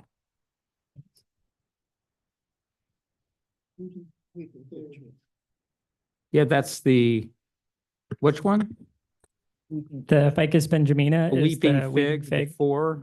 trees maintained at 20 feet in height, that's referring to the two ficus that we've been talking about and the two next to it, I assume, right? Correct. All right, that clears it up. I don't have any further So questions. if I can follow up on your question, so the 17 existing trees, not specified, that has nothing to do with the ficus that's currently there. Right. But we don't know which 17 existing tree. I mean, is there a way If to? I may, Are those already gone? yeah, if I Why may, does it say basically, the existing prior trees? board approved with a blanket height of 20 feet. Okay, that was the approval, that nothing was to exceed 20 feet. So it really is largely immaterial what is there now. Another question on that. Mr. Weil has the floor. To Garrett, on the plans, I only see on the existing older plan, I only saw 2 markings for heights. Was there a specific condition that blanketed the whole landscape plan? Because the notations that I saw are just existing and the rear yard maintained at 20 feet or less. And then the existing hedge up at the front in the right of way be maintained at 15 feet. Those are the only 2 notations. So was there a 20-foot blanket across the whole property? So there was a condition of approval included that the Brazilian pepper hedge be maintained at 15 feet and specified that all of the remaining 16 trees in the rear yard be at 20 feet or less. Rear yard. Mhm. Okay. I mean, eucalyptus, those were gone. I didn't see those. Okay. So the rear yard and then the front right away. Okay. Thank you for clarification. So let me ask you, Garrett, have you confirmed that the application that's being sought here is for approval of trees that are existing but are not on the original approved plans? Yes, Okay. for ground cover shrubs and trees that are in existence now, but were not included on the original planting plan. Okay, so it's a little broader, but I think that answers my primary question so that we can evaluate privacy and view equity. Thanks. Okay. Does that conclude our questions? The public hearing is now closed. We will go into board comments. Mr. Weil, would you like to have the floor? Yeah. Obviously these code enforcement cases are always difficult, right? There's a lot of issues, a lot of heartache, a lot of, conflict between neighbors. And so I view the board's kind of trying to, whatever is there or what's in front of us is how do we make the process go better going forward for considerations for view and privacy, which are the 2 matters in front of us today. I think if we get carried away with every planting on this size of lot, it'll be a very lengthy conversation. But for me, it's really about kind of these zones that are creating privacy or view corridors. All right. And so Garrett, if you can pull up the landscape plan, for me, the plantings on the side yard that are like lower on the portion need to be maintained closer to that 20 feet because it does open up that view. But I think when I went there looking at the house from the neighboring house, the privacy component of that 20 feet it obliterates the privacy of the neighbor. And there really is no view to be obtained because you're just looking at the house and or pieces of the deck. And I think there's room that balances this equation of view and privacy. It's not going to maintain the entire view for one perspective at any one cutting, but I think our job is to make this better. So for me, the view line, which was kind of articulated, is really how do we kind of maintain a element of privacy between the edge of the corner of the house and the edge of the corner of that deck that's on this plan back at an angle that maintains a line. For me, where those ficus are, for them to be lower, but for the first one in green to be kind of the start of lower, but the ones further back can go up to that 25 feet and provide more privacy because for me, it only blocked the elements of the house. And I think when I was standing on the deck, I'm looking right into that living room window, or I'm looking right at that deck. There was no view to be achieved by seeing those things. So I'm amenable to letting elements of this program go higher. And I'd like to see the board put in our deliberation, depending on how everybody else sees this, maybe zones, get carried away with what the trees are, but zones of where those mins and maxes should be as this goes forward. Maybe Garrett can help us draw some squares on the plan to give that element. As far as the silver sheen in the front yard, why that was ever being noted for 18 feet or 20 feet seemed odd to me, since the notations were really specific to the front and the rear. That tree could go all the way up to the roof line for my concern. It has no merit for being a code enforcement issue.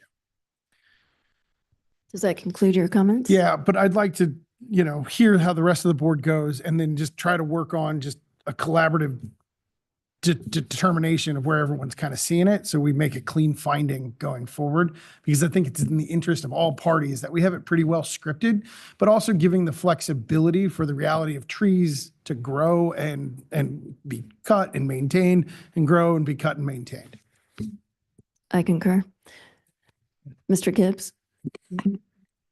I agree with Board Member Weil, but I think the zones are kind of built in because the backyard gradually goes down. So making height limits on those ficus will do the graduation. In fact, I think they're somewhat.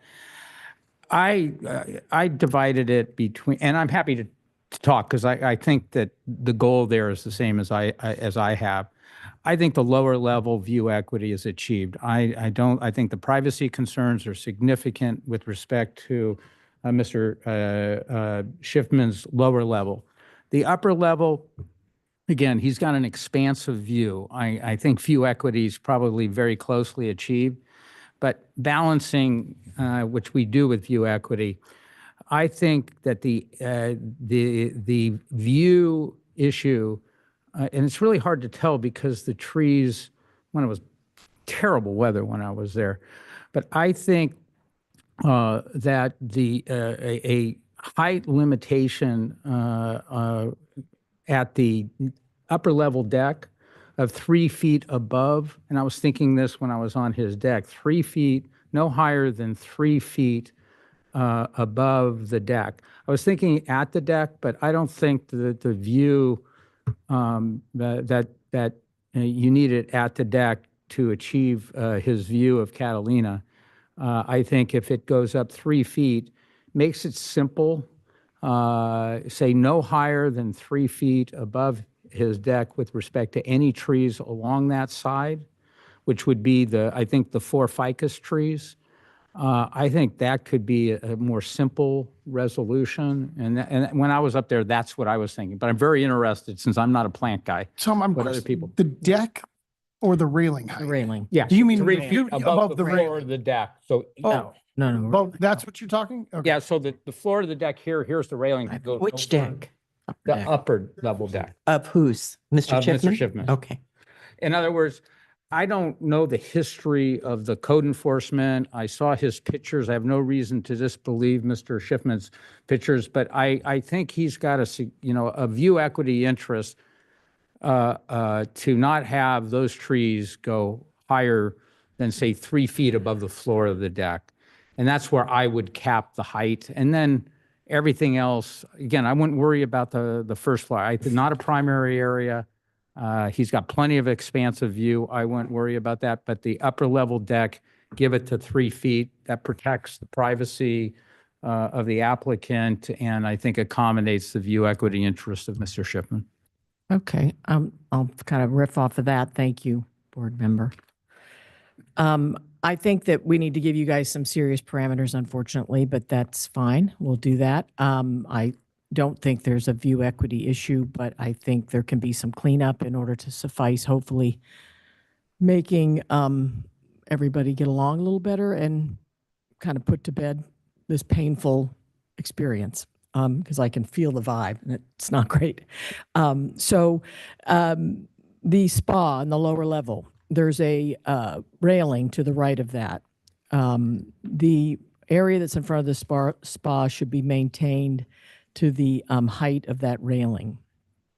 So in front of the spa itself, there's a low hedge, which I believe is Mr. Schiffman's hedge.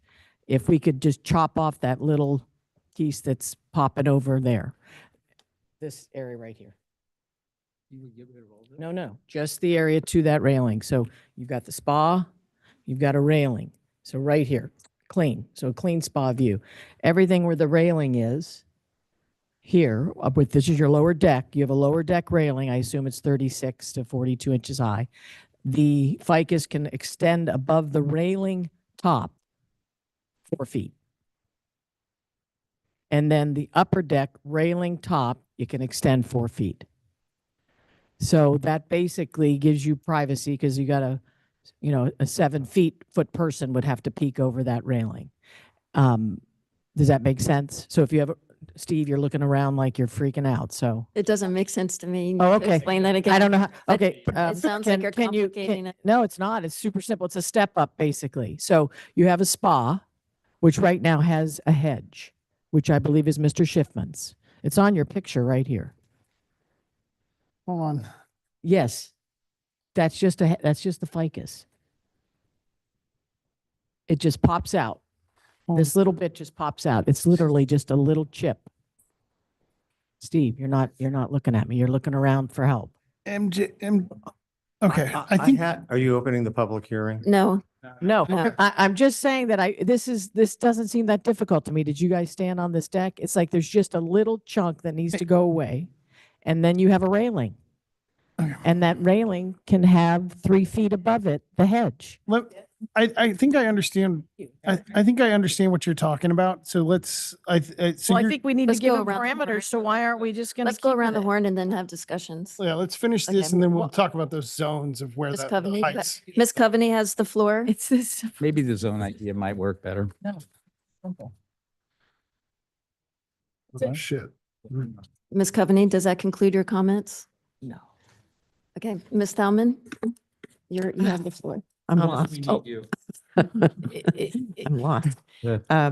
Well, tonight I was ready to approve the plan as presented tonight. I think hopefully it would address some of the issues that have gone on for a few years here with code enforcement. And it seems there's some 16 inspections. It almost sounds like harassment a little bit, but based on what you've presented today and the list that Garrett has put together in the staff report, the removal and the clarification of that, I can support what you've put forward today with those clarifications. And to MJ's point, I understand Mr. Schiffman was looking at from his lower level to remove that ficus area. It's an L, I gave it to Lewis, but nobody seems to understand this. This L? Yeah. That's what MJ is requesting. Yeah, right, right.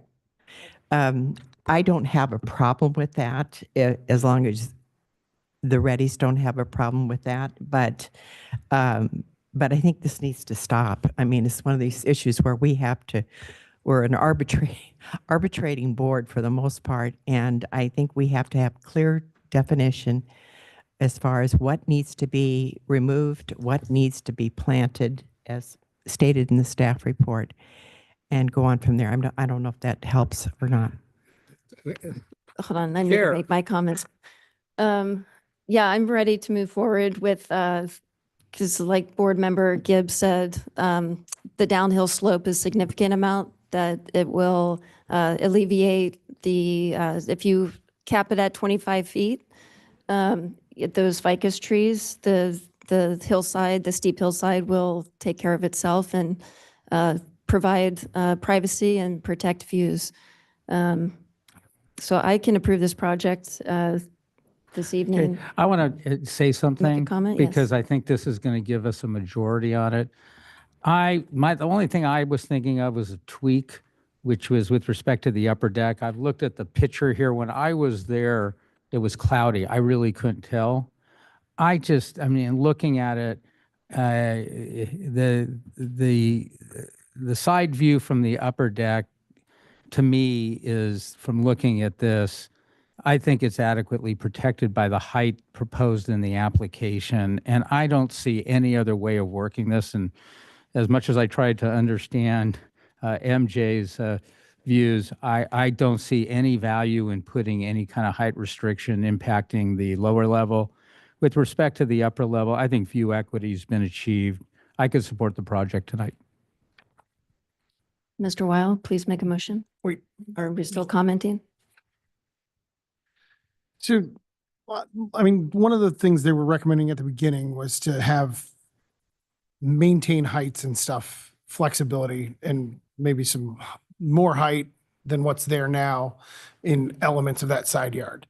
And I think I was under the impression that certain elements of that side yard don't have an impact. So if the board will entertain, I'll try to maybe work with staff to draw a couple of these grids over the plan to just get alignment. If I can have a couple of minutes. I think he's already done it in that, and I may have a question, Chair, for Mr. Karatani. As I understand it, you're asking that the height limitations proposed in the application are the height limitations that you're agreeing to. Is that right? What we are requesting after I met with a couple of your colleagues, because of all these conditions we've been facing, we're asking that solely the 3 ficus, the 2 plus the 1 adjacent, be allowed to grow to 25 feet. As Board Member Weil pointed out, those have no impact to the complainants. Yeah, I don't want argument. We've done argument. We got it. Right. Okay, So and we're- you're we're- talking about trimming just those, there's 4 ficus, right, or 3? There's 3. Okay, trimming those 3 ficus twice a year? Twice a year and maintaining less than 25, but no less than 20. Everything else will remain as the prior board approved. No, or as provided for in the application that I've just talked about. Correct. Okay. We'll accept that. I think that will create the zones by virtue naturally of the slope in the applicant's backyard. I think we get too complicated, Louis, although I'm happy to hear what you have to propose, but trying to do zones, given the much lower heights for the other trees, and we're just talking about the 3 ficus to go 20 to 25. So yeah, so I'm good with that. maintain min of 20 and max of 25. Max 25, and then all the other trees that go, that are on the property are limited either in the original application or in this application as set forth in staff report, page 6. You That good makes with sense. I'm good with that. If you want to make that motion. I'm good with that too. Well, before we done, MJ? Okay, let me make the motion. I may need my glasses on this one. Okay, I move that the board adopt resolution 25-2113, approving design review 24-2113 for modifications to a previously approved landscape plan and finding said action exempt from CEQA under 15304 with a couple of changes.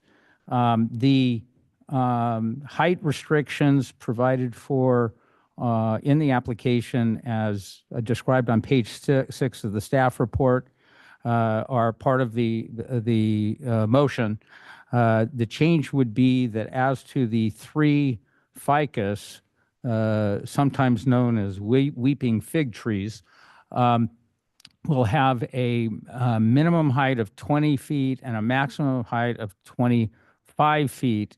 And those 3 ficus will be maintained as a condition of approval twice a year. Can we agree upon months? Would it be like, I don't know when the months, I'd like to get months. Why don't we say the lusty month of spring, which would be April or May, and then 6 months after that in the fall. So we'll let's be more specific. April, and then May, June, July, October. Is that right? Of each year. So that's my motion. I'll second it if it's clear to staff. That is clear. Board Member Coveney? Yes. Board Member Gibbs? Yes. Board Member Weil? Yes. Chair Pro Tem Thalman? Yes. And Chair Gannon? Yes. Thank you. Motion passes. Christine Thalman. We still have her for 3 more meetings. Okay, next up on the agenda is 5.2, located at 890 Hillcrest Drive. While the applicants take their seats, ex parte. I did a site visit, multiple site visits. Which one are we on? We're at 5.2. 5.2, So okay. 890 Hillcrest Drive. Oh, yeah. Oh, this will be good. Chair, I did a drive-by. Did a drive-by and spoke to the applicant. Oh, yeah, I like this. Okay. I met with the owner, Frank Whiteheimer, at the site. Louis? Met with the applicant team at the site. Can I suggest we expedite this? Say the same thing. I was hearing you through my ear or through my mind. I actually have a couple of concerns. Yeah, Do you need a full? I don't need a full, I just, Let's do an expedited presentation. yes. Mr. Wank? Thank you. Item 5.2 is a request for design review at 890 Hillcrest Drive, located in the R1 zone. The property is currently developed with a single-family dwelling and attached garage. The proposed project includes a major remodel addition exceeding 50% of the existing floor area of the existing single-family dwelling, including a 1,073 square foot addition for a combined living area of 2,788 square feet, 179 square foot addition to the existing 2-car garage, elevated deck additions totaling 183 square feet, a new in-ground spa, replacing all exterior materials and roofing, grading including 57 cubic yards of cut and 7 cubic yards of fill outside the building footprint, retaining walls, landscaping, hardscape, and exterior lighting. Staff has received 1 letter in support of the project. Staff recommends that the board conduct a public hearing and adopt resolution 24-1294, approving design review 24-1294 and finding said action exempt from CEQA. That concludes my staff summary, and I'm available for any questions. Thank you for that fabulous presentation. Do we have comments for staff? No? Okay, you have 5 minutes to present your project. Thank you, Garrett, for the introduction, and to the board for hearing our project this evening. My name is Ben Stevens. I'm the architect for the project, and I'm here with the homeowners, Maria and Frank, as well as the landscape architect, Liz Leland. We started this project by Maria asking us to help address several issues and shortcomings of the existing home through a remodel and additions as needed. We also looked at the neighboring homes along her side of the street to make sure that what we were proposing fit nicely within the existing size and massing context. The first issue is that the existing garage is not only smaller than the city minimum dimensions for a 2-car garage, but it's also isolated from the house with no internal connection. So we're proposing to reconstruct and widen the garage in its current location, as well as add a new interior stair to connect it to the house living space above. Secondly, the existing front porch and front deck are physically separated both horizontally and vertically, so we're proposing to shift the front porch forward and to align the finished surface with the front deck in order to connect the 2 exterior spaces. Thirdly, Maria needs an additional bedroom, so in order to minimize an increase in visible massing, we designed the new bedroom, bathroom, and a relocated laundry room to under the existing house and front porch. And lastly, we're proposing to remodel and enlarge the existing primary bedroom suite with a single-story expansion at the rear of the house. In addition to these layout modifications, we're also proposing various landscape and hardscape improvements around the house, as well as refinishing the house exterior with a mix of materials and colors, including a beige lap siding with white trim, painted white brick, and wall paneling, some stone veneer on the garage, and the black-brown mixed shingle roofing. Just for a quick summary of our neighbor coordination, Maria has coordinated multiple times with the immediate neighbors on both sides and along the back of the property as the design was being developed to share drawings and answer any initial questions. We did not receive any feedback of issues, concerns, or modification requests. Then on December 3rd, we sent out a postcard to all neighbors within the 300-foot radius to reintroduce the project, provide a heads up that the story poles were going up, and to invite them to a neighborhood meeting on the 12th. On the 12th, we did hold the neighborhood meeting, which was attended only by one neighbor, the next door neighbor, Lawrence Ring from 898, which we went over a couple of questions he had, and not only did he not have any issues or concerns, he was the one that was kind enough to write the letter of support. All of this has resulted in the project before you this evening that we believe is a very fair and reasonable home remodel that continues to fit well into the property and the neighborhood. That's it for my presentation, and I'm here to answer any questions you may have. Thanks. Thank you. Public comment first. At this time, any members of the public wish to speak on project 890 Hillcrest Drive? Now's your time to speak. No? All right. You have 3 minutes for rebuttal if you care to rebut yourself. All right. We're good. All right. Let's go to board questions. I just had a quick question. When you had your neighborhood meeting Yes. facing the house, did the neighbor on the right-hand side? When you're facing the house, it's actually the neighbor on the left, the dark brown wood house. That's Mr. Ring. Yes. What about on the other side? There On was the no right? comments from that neighbor No. in particular?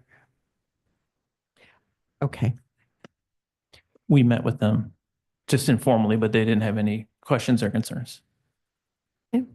Does that wrap up anyone's? Okay. I'll lead off on this one. Comments. This is a phenomenal project and it's going to be a compliment to that neighborhood. My only concern was in reviewing the plans, the upper floor, I think it's your master bedroom. You have a deck facing the neighbor to the left. Typically, we don't allow decks facing neighbors like that, only going out towards the ocean. I'd be interested to hear what other board members have to say, but that's my only concern at this point. Otherwise, I'm perfectly fine with the rest of the project. I would agree with you, Chair, but having heard that you've had and this is a very hot topic later on in our meeting, but early neighborhood communication, which is so key. I'm happy to hear that you did meet with the neighbors, and I had the same concern maybe from the neighbors behind, and then the one on the side about the, I guess, a walk-in closet that might block views from that neighbor, but if they didn't have an issue with that, I feel comfortable moving forward, so. Okay. Let me address that deck issue because I looked at that too. There's an existing deck there. And I think I asked you, and I'll confirm with you, it's not enlarging that deck at all? Or is it? It is. There's, I think it's. How much is it enlarging that deck? Yeah, let me take a look. Yeah, I think it's a foot or two. Yeah. I didn't think it was material, and the fact that Mr. Ring, who complained about the other property, did not complain about this, kind of told me that I didn't have an issue with that. I think it's a great design, and I love it that it kind of breaks with just the ultra modern to be kind of in a contemporary, beautiful house, well articulated, with a setback of the top floor, rather than it appearing to be one big mass, which is something I had a problem with another house on that street. I think it's beautiful. I think it really sets a good vibe for that street. Hopefully other houses that get remodeled on that street will follow this guideline. I didn't see any view or privacy issues, except with respect to that deck that no one complained about and is essentially just replacing an existing deck. And I think it meets all the guidelines. Ms. You want me to Coveney? give you the dimension?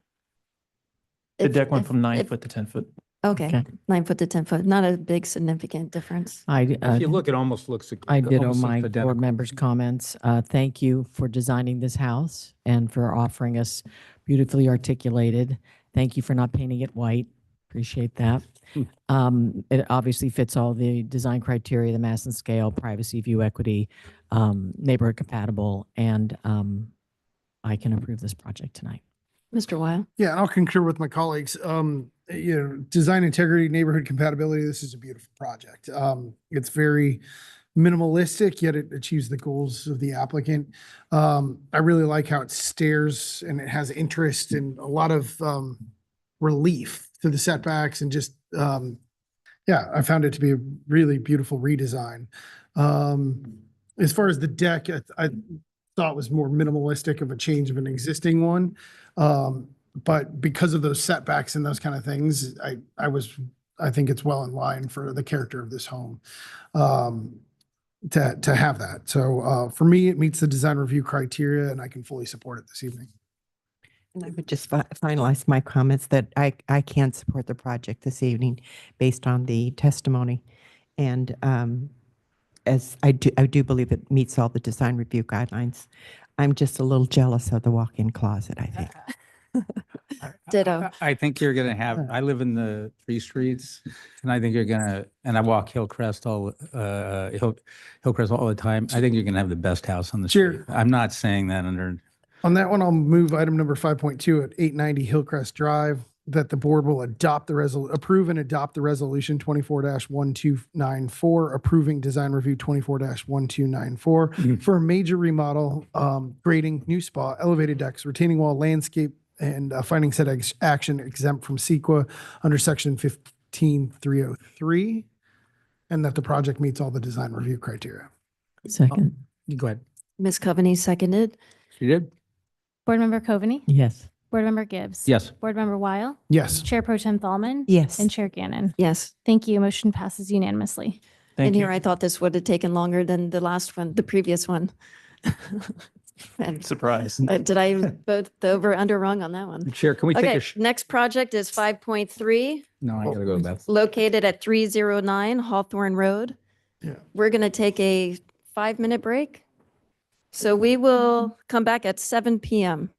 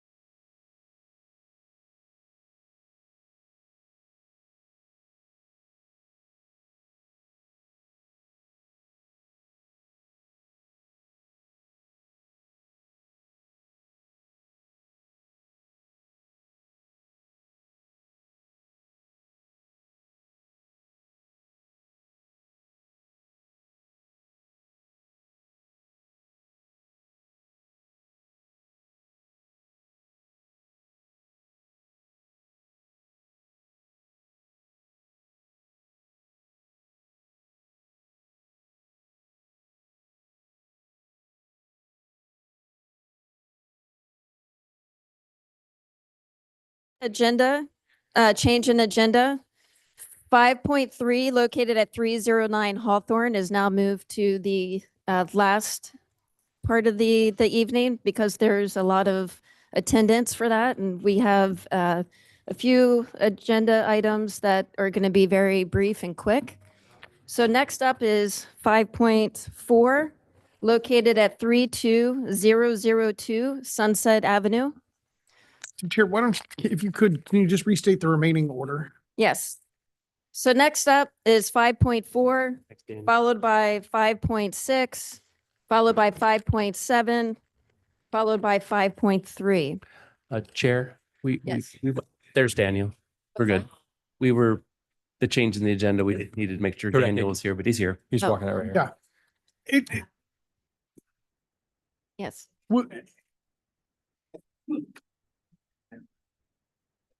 Mr. Weil, you have the floor.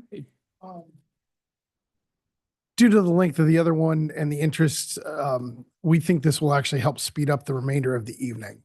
And so just bear with us for just a minute due to the other shuffling. So Well said. So next up for review is 5.4, located at 32002 Sunset Avenue. The applicants have taken their place. Do we have ex parte? visit the site. I went drive by the site again and spoke with Steve. I spoke with Vincent as well. Sorry. I drove by the site and spoke to Steve. And I did a site visit, ran into Mike, the owner, and his beautiful son Hudson. Did I get that right? I never remember names. Hudson, and spoke with Steve Coratani. And I drove by the site, spoke with Steve Quartani, was with Jessica when we saw Mike and his son. And I did speak with Ellen Harris via email communication. Okay. Mr. Latham? Thank you, Chair. Item 5.4 is for a project at 32002 Sunset Avenue.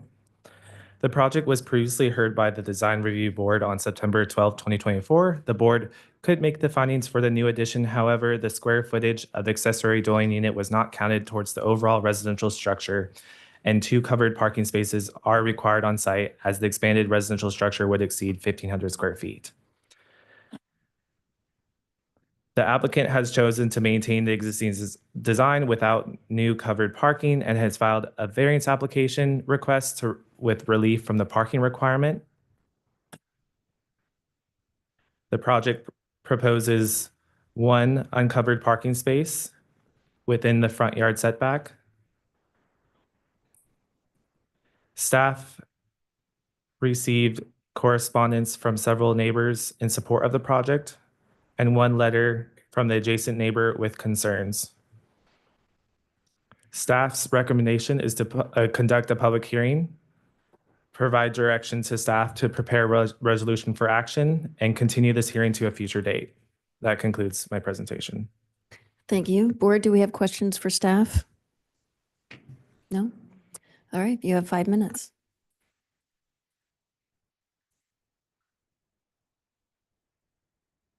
There it is. Ha. Good evening, Chair Gannon and Board. Thanks very much. Good to see you again.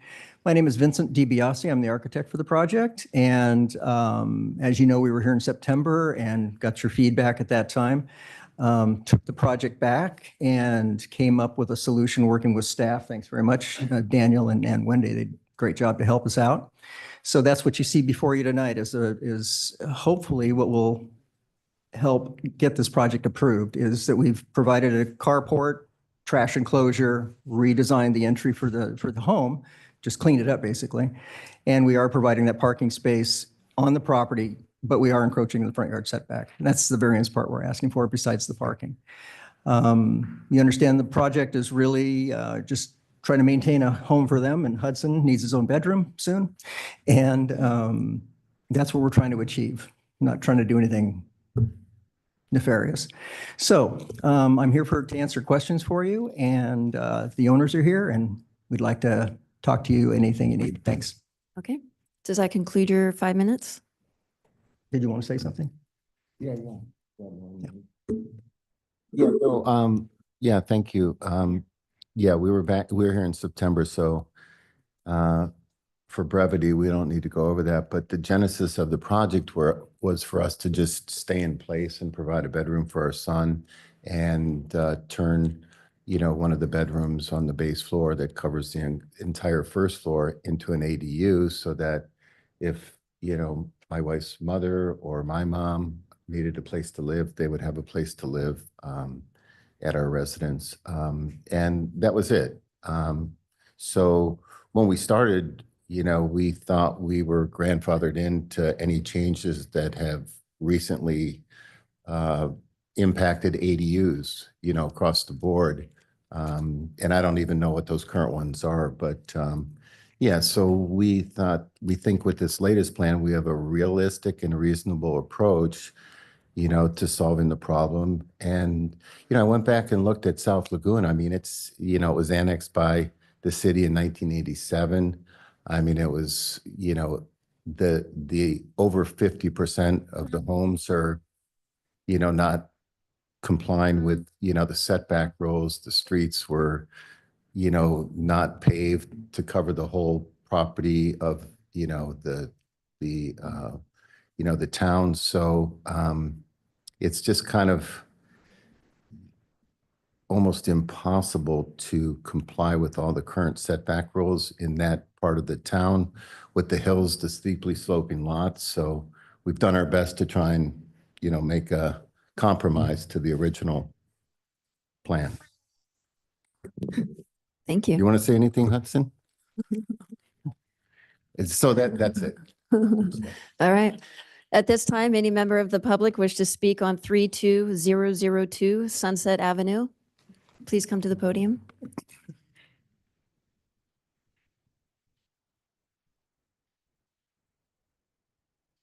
Oh, and I just wanted to thank everybody who provided letters, our neighbors.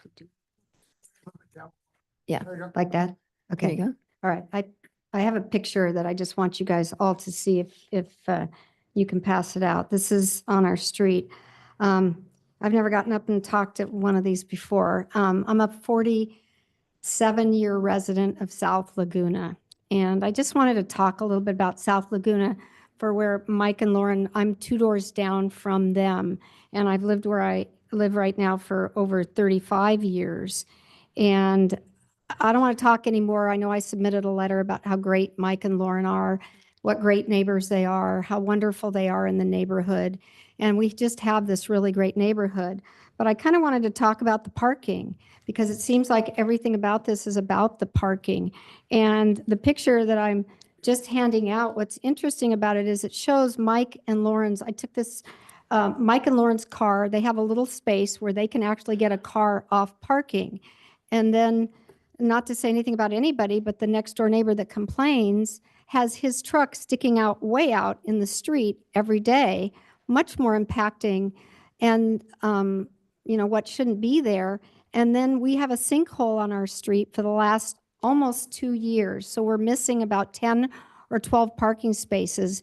And we still all get along with parking, although that neighbor puts up 3 or 4 no parking spots, signs in front of his house every day.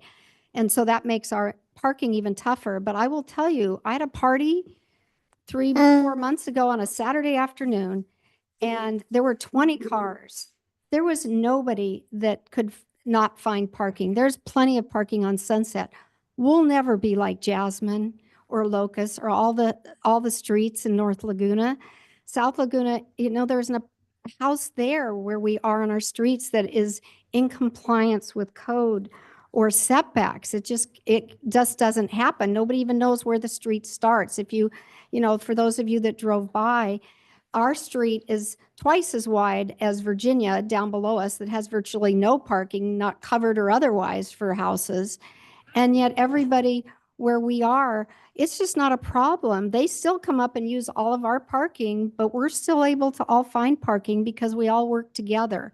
I haven't had any problems in 35 years there for guests or people. I think does that mean my time is up? No, you have 30 seconds. Okay, all right. So I just wanted to say, and what they're proposing, they're going to get one uncovered spot, but it's going to be twice, I think, as deep and as wider there's no way they're not going to be parking two cars in there. Nobody wastes a parking spot like that. People waste their garages. They put junk in them. I can tell you that. I don't know anybody who doesn't put junk in at least one of their garages. And you can see that in the area. So anyway, I hope that you guys will look at them and say, you know what they're doing is so cool for our neighborhood, and we just all want to keep them. Thank you. Thank you for your comments. Anybody else?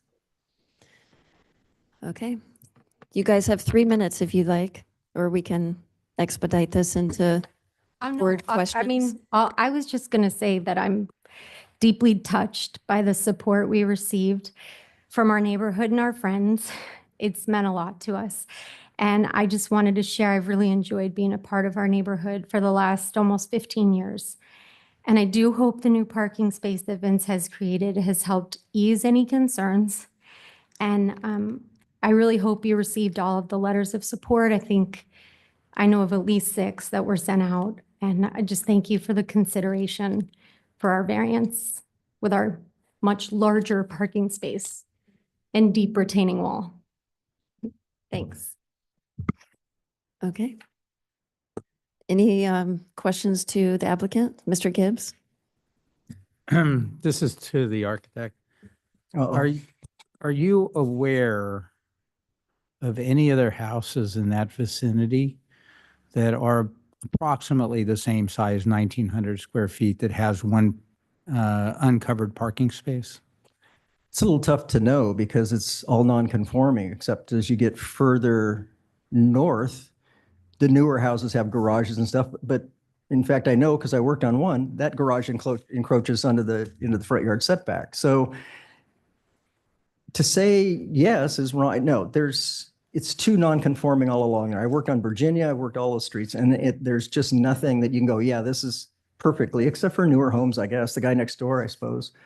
But No, I'm just asking because I just don't. Because for the variance, we have to find special circumstances that deprive them of something that other people enjoy. And I And I understand that. drove the neighborhood and I just didn't see it. So I was wondering if you had. No, were aware and of I that. didn't approach it from that standpoint. I really tried to work with staff and come up with something that we could to work out to try to comply with this based on the physical constraints on the property and everything else that's going on. And I understand variances are something you don't just hand out. That's why we tried to make the best case we can, and we were here to listen. And I mean, we worked with Daniel, we worked with Wendy very well, and I appreciate you guys sitting here and listening to us. So that's all I can say about that. Thank you. Any other Yeah, questions? actually, it's a 1,500 square foot home with the 400 square foot ADU. That's the question I was going to ask. Yeah. Because I wanted clarification, maybe from Daniel. In the calculations, I saw, what is it, 444 Yeah. That's square correct, feet? yeah. Is that what it is for the ADU? For the ADU, it's But around it's 400. compiled in with the total square footage? Yep, of the total structure, which puts So- it out to 1,900. If it's under 1,500, the code requires 2 covered parking spaces. Is That's that correct? Okay. I have a quick question. You have like 20 feet for that space is your length, I guess, and then 8 Yes. feet depth. So the planting area and that retaining wall, why couldn't you push back into that for a side-by-side? Well, first of all, the slopes get the retaining walls are pretty tall, and I've broken them up just so we don't wind up with a lot of, they're stepped back and they're only 5 feet exposed. We're trying to keep it down to just some vertical retaining wall. And the further we go back, the more we impact the foundations for the house that's there.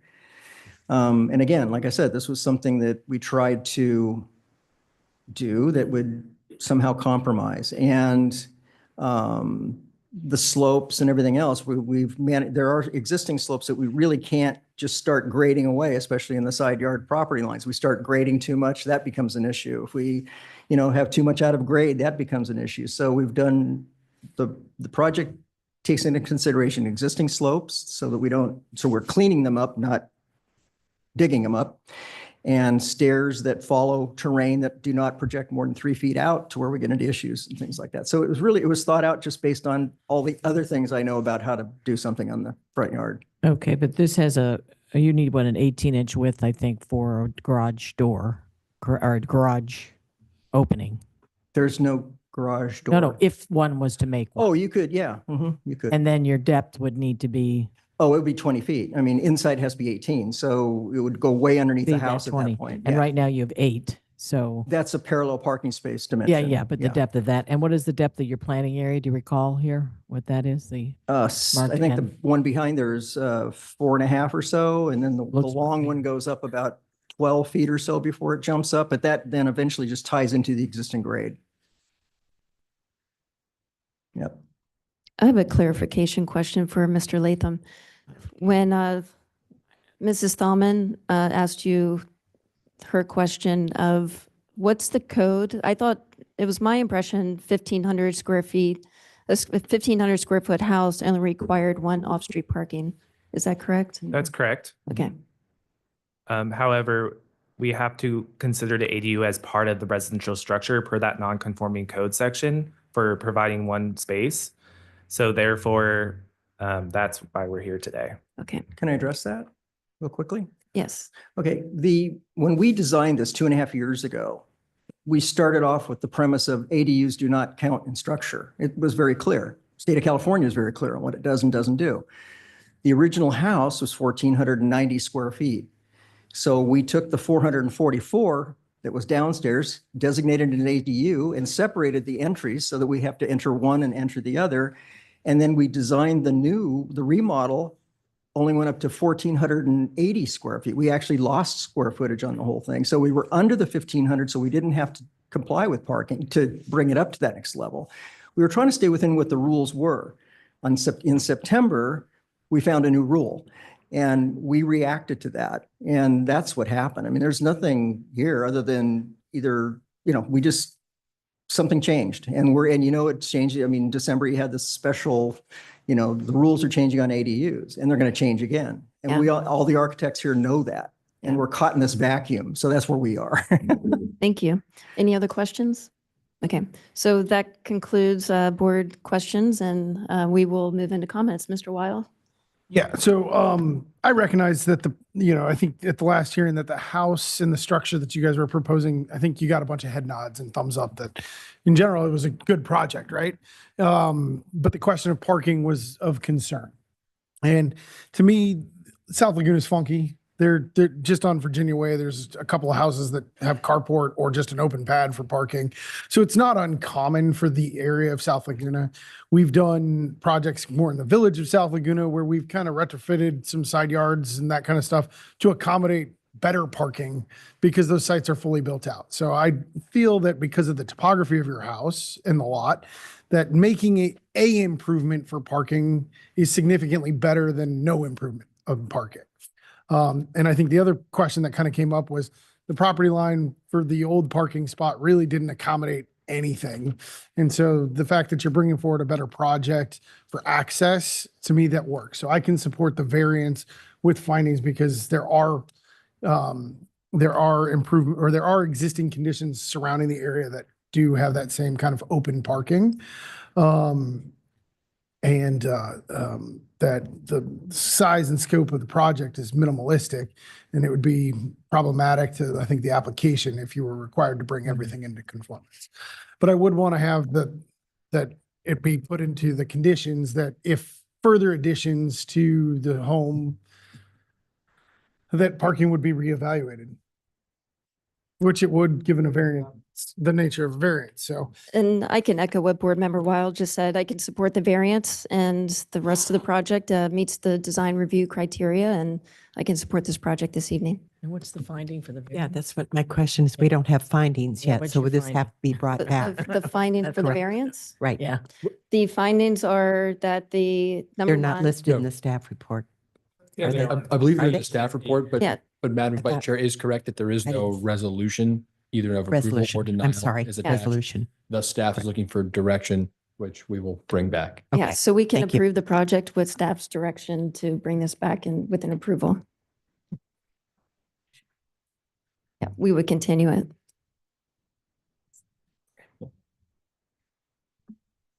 Chair, if I may.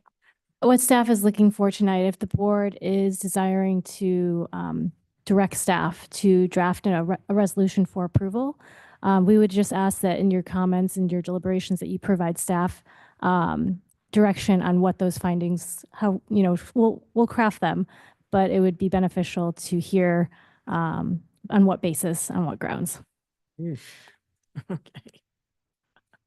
Okay. Well, there's a question that remains because as Mr. Gibbs had asked in the beginning about other residences in the area, if they had the same situation, which helps us with the findings. And that's, I think, what we're trying to get to. I don't have that information in front of us tonight, so I don't know if we can do it tonight. All you'd without- have to do is take a drive down. Wait, you're out of order. So, Would you like me to state the findings, the variance findings? Will that help? No, I think. no, I saw We'll get to those. that, I'm yeah. talking about the resolution that Oh, okay. Wendy just asked us that we Yes, so we've had this before. express what Yes. we find are the findings for each of those. And that's something, I don't have that information in front of me. I have that information.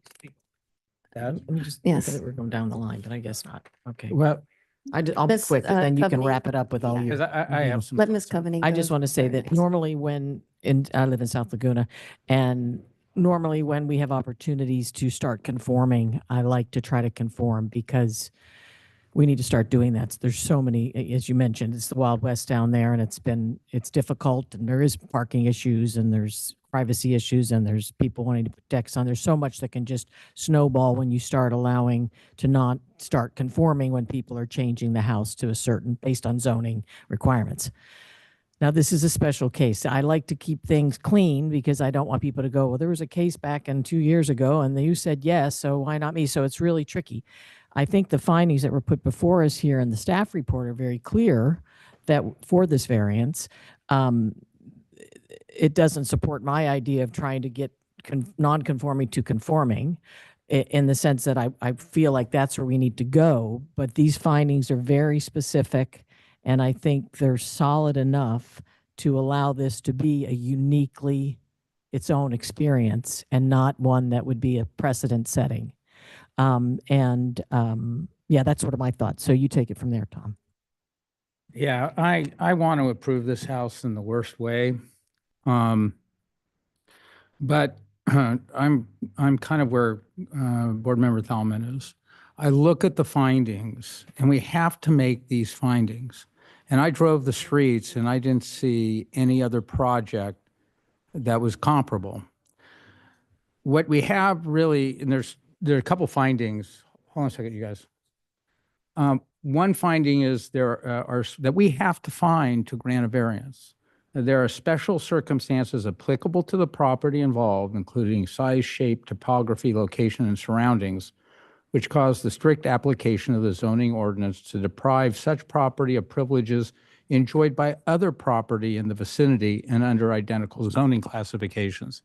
And if you look along the street, all the houses, and particularly the new remodels, have a garage and a driveway, which requires the excavation and major work. But I don't see facts that support finding one. And I'll get to kind of my conclusion because I don't want to tank this project because you can't do a variance.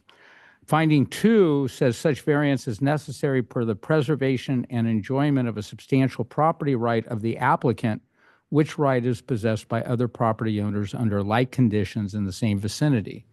So the preservation and enjoyment of a substantial property right here would be the ability to have one outdoor parking spot for a 1,900 square foot house. And yet I'm not, well, with the ADU, but that's how we have to look at it. I know it's an ADU, but the fact is it's 1,900 square feet that's serviced by one parking space. And I didn't see it anywhere. I don't know how we can make the finding, and I'm really interested in what the chair has to say about how we can make those findings. I think that we had another case where we had somebody wanted to put in a separate garage. He already had a garage on one street and wanted to put a garage, a separate one on another street, and sought a variance. And we kind of put it to him, let's send it back and see if we can get facts that support those findings. And, you know, if there are other properties that are comparable such that to deprive this applicant of this particular request would deprive him of a substantial property right under findings 1 and 2. Now, I overlay that with a concern about that street. I really appreciate the fact that the neighbors, all support this, but it is a parking challenge street.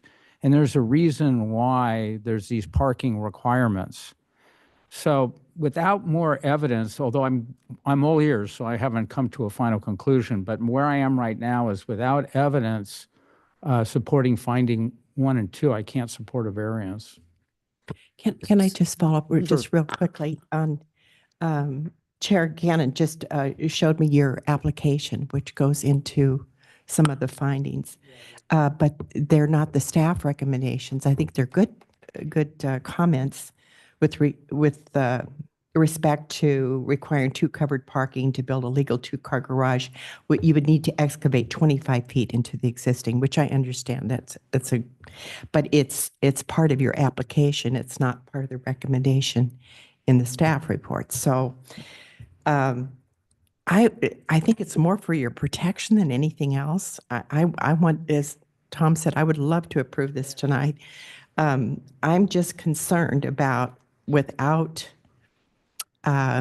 defensible findings for this variance, I'm afraid, somebody could appeal it or you could have legal problems later. I don't know. Also, May I make we're a charged suggestion with then? doing that. We can't make a finding unless we have evidence. And I think that if we have evidence of the findings, we need to tell staff so that they can prepare an appropriate resolution. And so my suggestion, since it has to come back anyway for staff to make a resolution, Yes. have staff prepare a resolution with the findings laid out and that were presented with the application. And then Steve, you have the duty to support findings 1 and 2. This is very typical to the North Laguna one that we did, where there wasn't the evidence for the variance, and we put a challenge to the applicant and staff to come up with evidence so that we could have a basis to support the variance, and that happened. We did eventually, remember, we supported the variance. So that's the challenge. I think I mentioned to you when we were at the site, Steve, that I just didn't see the exceptional circumstances, but if they're there, I want to approve this project. Yeah, we're going to accept the challenge. We will find in the general vicinity projects or a project that are non-conforming and have less than 2 parking spaces. So you can't approve the project this evening anyway.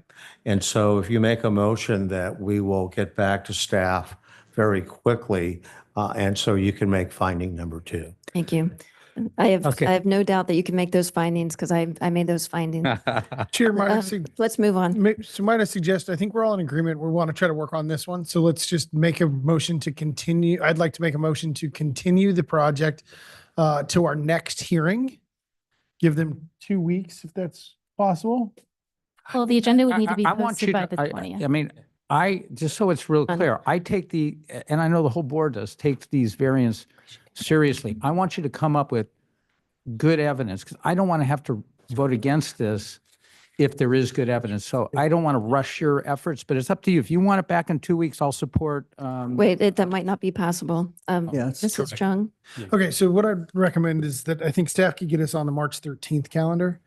Would you guys be okay that we give staff the direction to continue to find the supportive evidence to support your variance and bring back a resolution to continue the project? And so, yeah, the Yeah. resolution would be time one frame? of approval. March 13th. March 13th. It's probably the soonest we can get it back. Yeah, that would be the soonest. The next meeting is February 27th, but the agenda would need to be posted by next Thursday. So that doesn't. Could you make it by next Thursday? Could you submit? Well, the no, findings? no, staff, like, we would have to got it. finalize the report and post the agenda. It's a staff, it's not for debate, Steve. Okay, So I just- take your time, do it right. Okay. We're going to do it right irregardless. I'm not sure what you're asking for. We're going to continue this with the direction to have a Direction to- resolution of. Correct, yeah. So the motion is to direct staff to work with the applicant and bring back a resolution of approval with the best evidence for the Best required. case, do Best the case best case so for the- we can for the evaluate. Required variance findings at the March 13th, 2025. You got it. That's Dr. exactly. Weil? Okay, that's perfect. Okay. So Dr. Weil? Re-up the motion to continue to March 13th with staff to be directed to find the supportive evidence for the variance and to bring back a resolution directing approval, given the board's support for the project this evening. Second that? Board Member Coveney? Yes. Board Member Gibbs? Yes. Board Member Weil? Yes. Chair Pro Tem Thalman? Yes. And Chair Gannon? Yes. Thank you. Motion passes for a continuance to the March 13th, 2025 hearing. All Thank right. Mr. Scuderian, you're up. See you in a month. We are now 5.6, located at 311 Viejo Street. Board ex parte. Spoke with Morris and neighbor Susan Hankins. I met with the neighbors, the Hankins, and also met with Morris and the homeowner.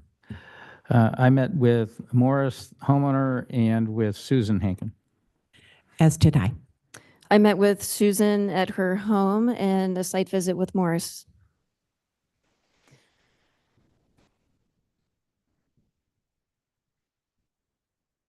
Good evening, board chair and members.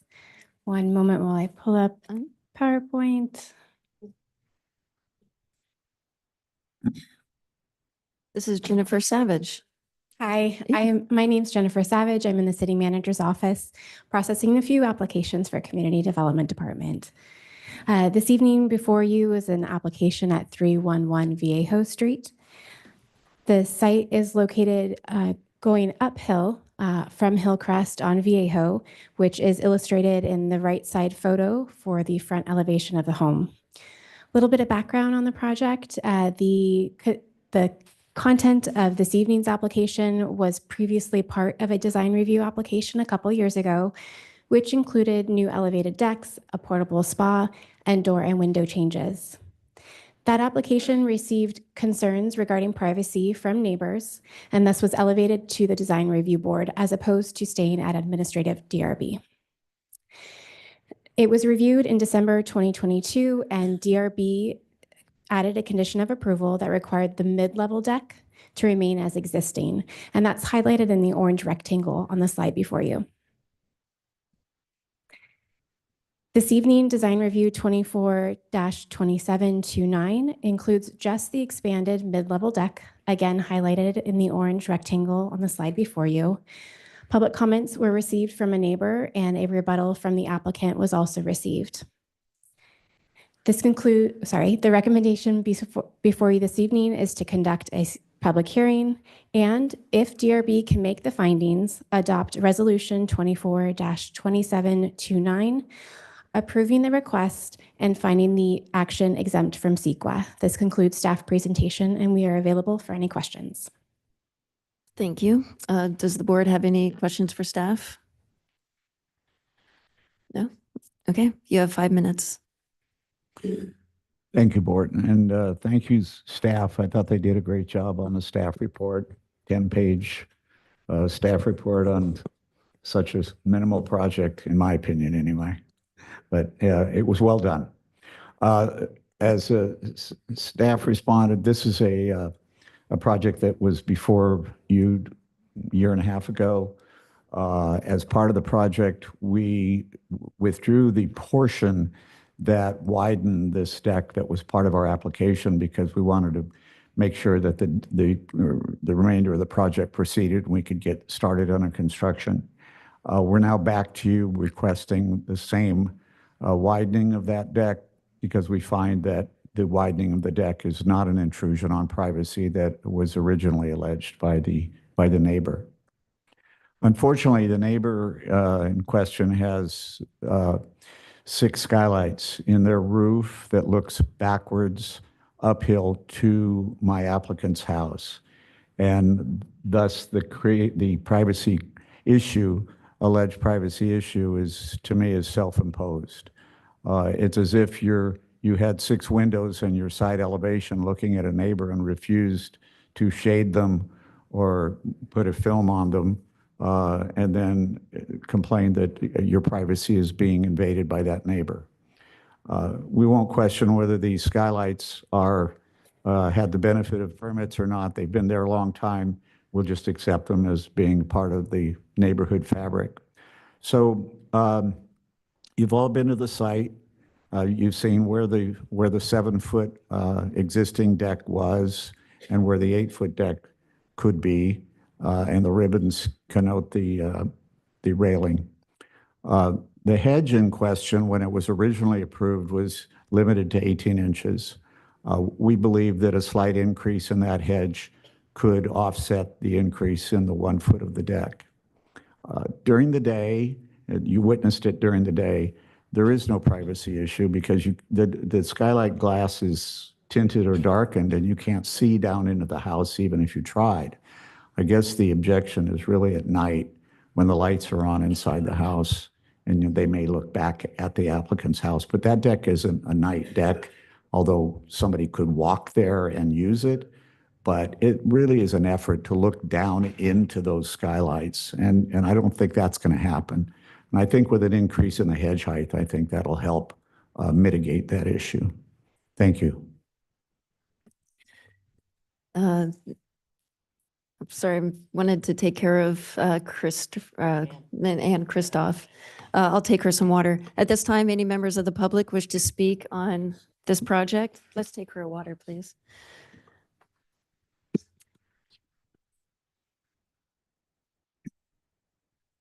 Good evening, members of the board. My name is Nicole Toft, and I represent Ted and Susan Hankin, who are the homeowners at 1390 Hillcrest, which is immediately downslope from the applicant's property. The applicant's property is stacked above my client's. We urge the board to deny the application because it violates the design review criteria on privacy grounds. The guidelines mandate denial. The design guidelines say that outdoor living spaces should be placed so as to, quote, not to reduce the visual and acoustic privacy of nearby homes, end quote. The guidelines also say that an applicant should, quote, locate outdoor activity areas away from noise-sensitive portions of adjacent properties, end quote. And the guidelines say that the placement of activity areas, for example, decks, in locations that would result in substantial invasion of privacy of neighboring properties should be minimized. As you know, the Hankins have 6 large skylights on this side of the home. At all hours of the day and night, when the lights inside my clients' homes are turned on and they cannot see who's looking at them, you can see directly into the skylights, which run across the entire side of the house. These are skylights with views into the master bedroom bath transition, the family room, the kitchen, and the guest room. The substantial invasion of privacy is substantial as it is, and the applicant would like now to make it even more substantial. We were here in front of the Design Review Board in 2022, and we objected to exactly what is being proposed tonight, and the board would not approve this. I reviewed the hearing again this morning.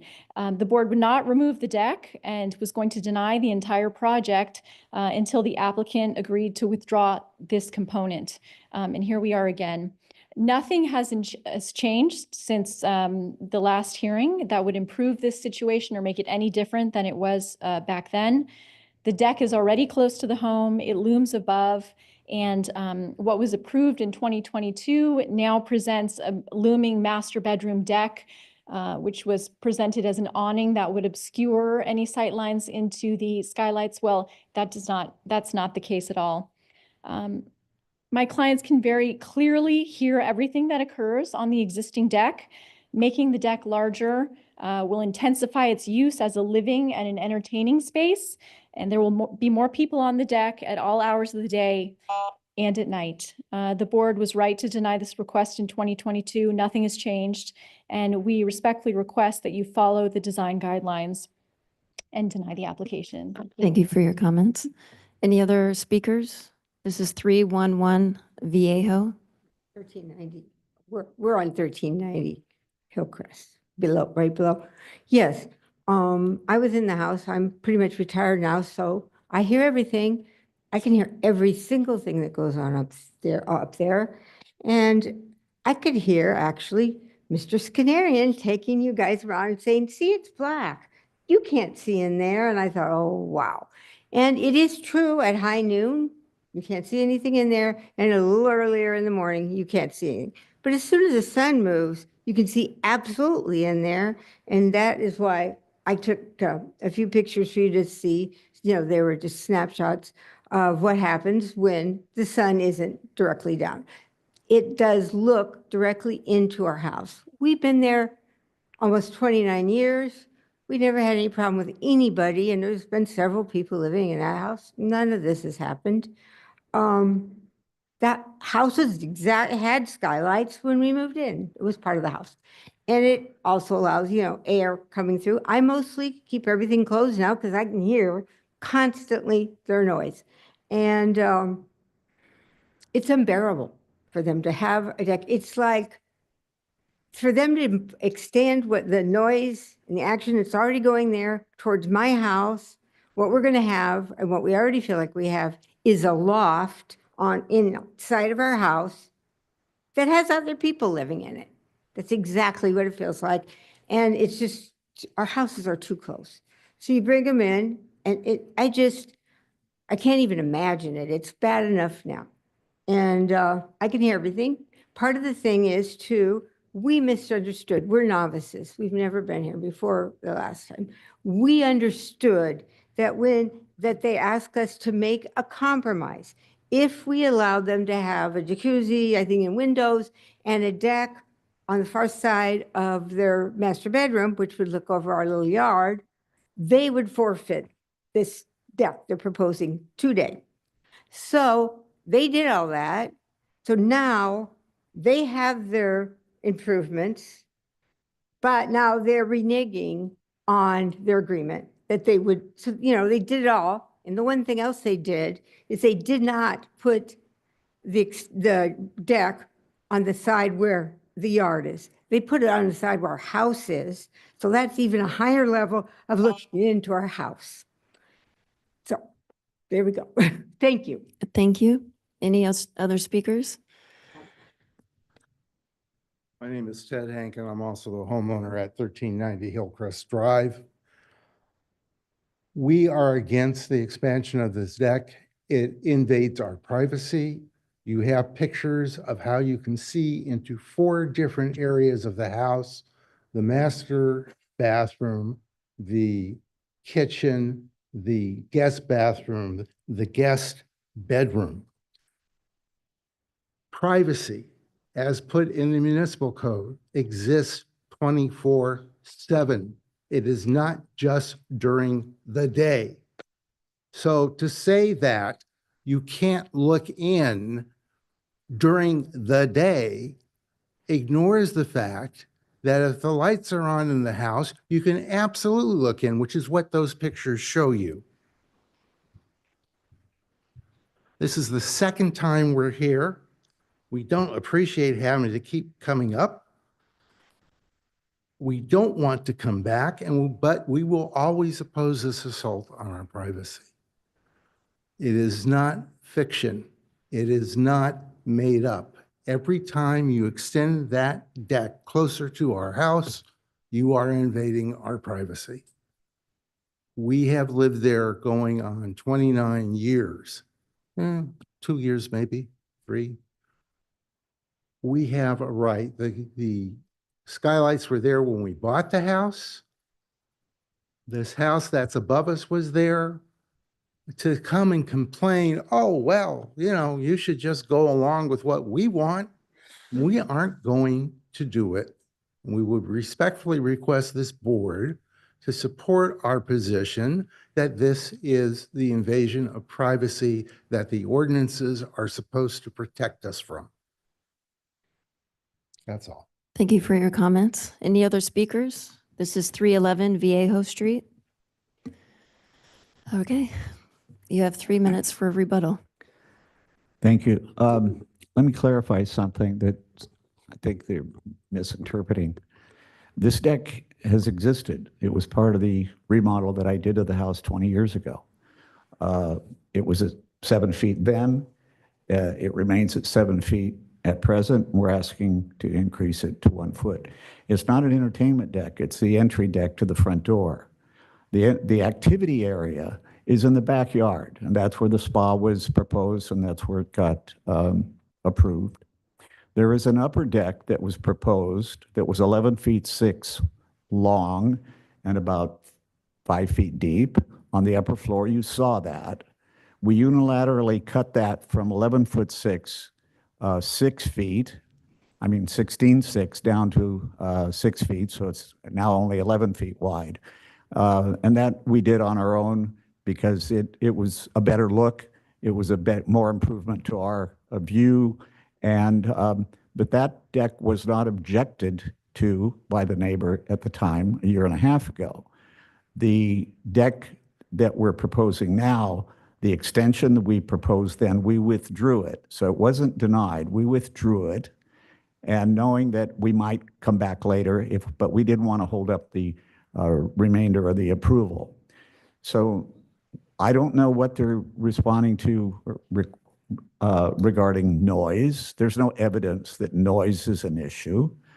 There is evidence there's a privacy issue, but if you have 6 windows at your house and you don't put up shades or drapes or whatever, you're going to have a privacy problem. I don't care where you are in this city. It exists. So I think the privacy issue is self-imposed, and our client shouldn't be prevented from developing his property because someone refuses to put shades on their windows. Thank you. Oh, go ahead. Just very quickly, in practice, there's no privacy issue. I absolutely understand their concern, but in practice, no one is in my home is going up to the edge of the deck at night and looking down in their property. It just doesn't happen. So it's in practice, it's really not an issue at all. We've never looked down there. There's no issue with that. And in the day, you can't see them. At any time on the deck, the only time we're on the deck, we're sitting all the way back. You can't see anything. So it's not. Does that conclude your comments? You have 30 more seconds. Yes. Okay. Any questions for the applicant? Excuse Oh, me. yes.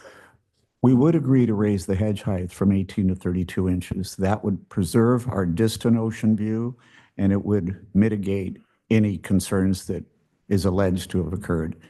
Said from 18 to 32 Correct. inches. Okay, yeah, big difference. 18 is the current approval by a year and a half ago condition put on it. 18 above the deck surface, not above the railing, above the deck surface. What are you increasing? 32 inches. 32 above the deck. Correct. From 18 to 32. I just have a quick question. I know the answer, but I just wanted sort of for clarity for those that are here, because I think sometimes I like it for the record. The deck itself with this new addition is not exceeding into the setback in any way. The house all stays within its original, basically within the envelope that. Correct. It's a 5 foot, it's a 4 foot side yard setback, and we there. provide the 4 foot yard. Yeah, Okay. there's no variances here. And then the deck that you said that you made smaller, that is not in our purview tonight, but that was approved in the location where it is tonight. I mean, today on this plan. Correct. Okay, Only it wasn't moved twice, from the only side to the twice the front. length. Okay, perfect. So you And we actually came back to staff because it was a reduction. in a reduction. The Got it. staff could approve it ministerially. Okay, just wanted those little points of clarification Thank you. for the record. Great clarification questions. So do we have any more questions? I'd like to start with comments. Do you have the photos I submitted?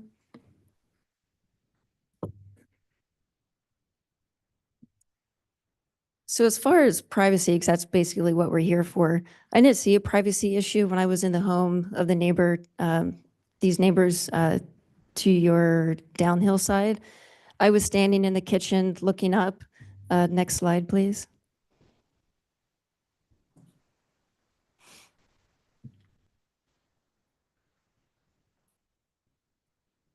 There should be 4 or 5 of them.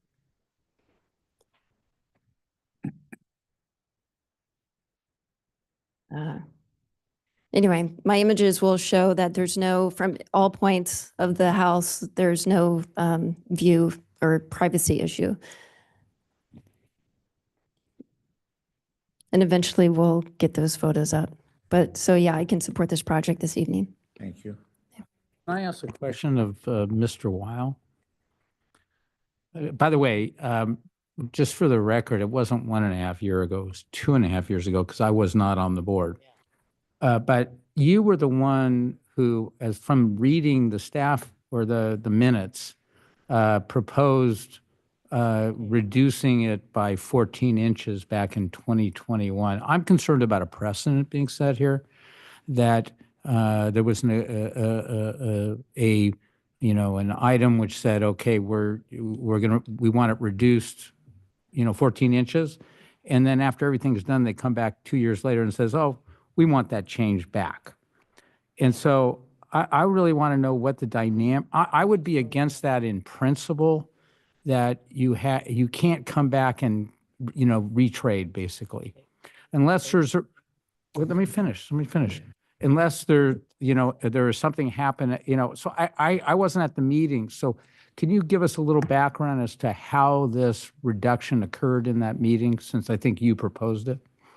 Yeah, originally it was proposed for the width of the walkway, and that it was the walkway or the access. Right. It's not, to their point, it's more their access decking to their main entrance of the house coming up from the stairs.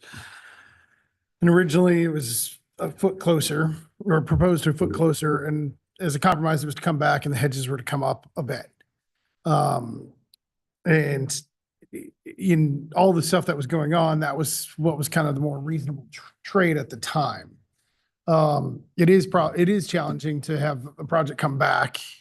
It does happen. It has happened. And I think it's a chance to also get some things right.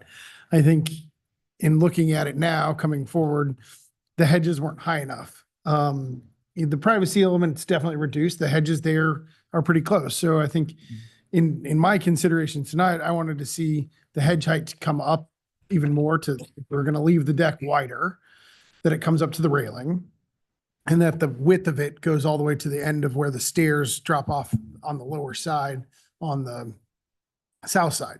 And so that was my thought, is that if we're to approve this now, the trade and the concessions for privacy or the hedging buffer needs to be in place. I think we also put in that those rails on the lower needed to be frosting. Opaque. We didn't? Okay. So when you proposed and the board agreed to move it back 14 inches, that was for privacy concerns? Privacy, the close proximity of the two houses. But there was also other components where there was decking that got removed.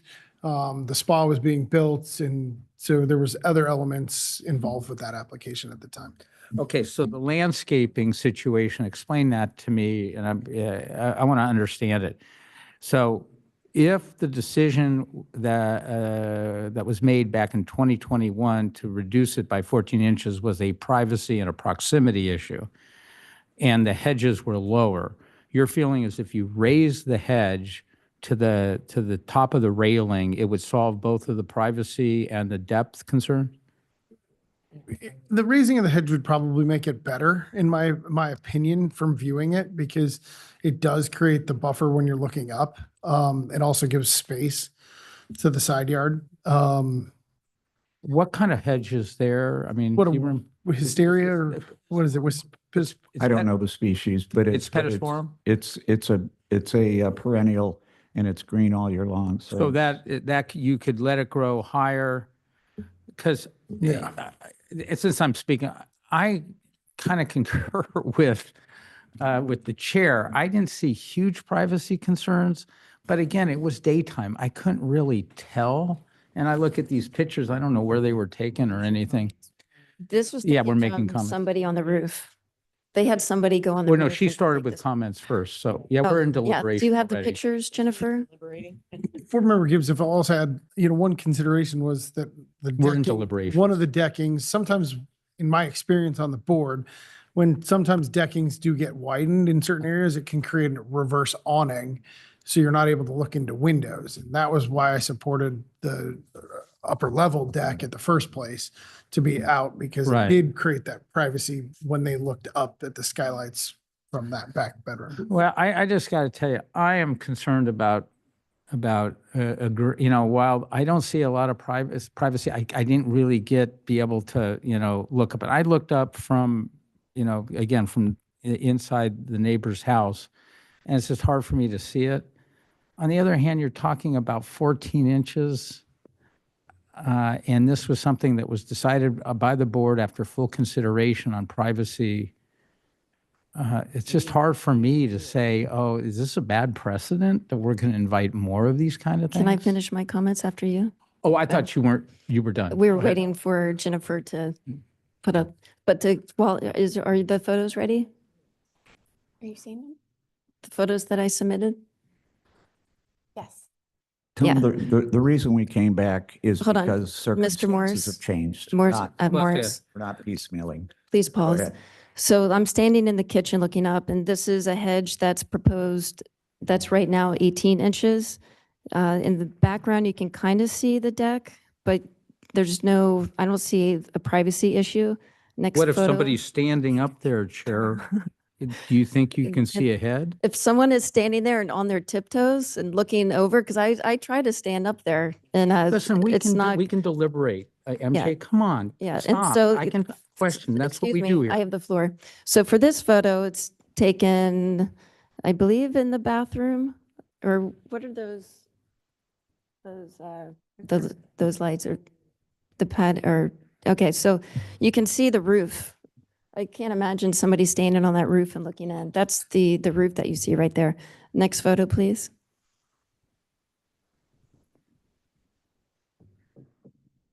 And this is standing on the other side of the island, another primary living space. From that angle, you can't see diddly squat. You see hedges, you see greenery. And this is at 18 inches currently. Next slide, please.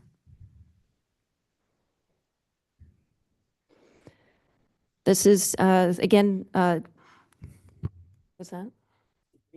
Yeah, you see greenery. You're in the primary living space and all I see is greenery.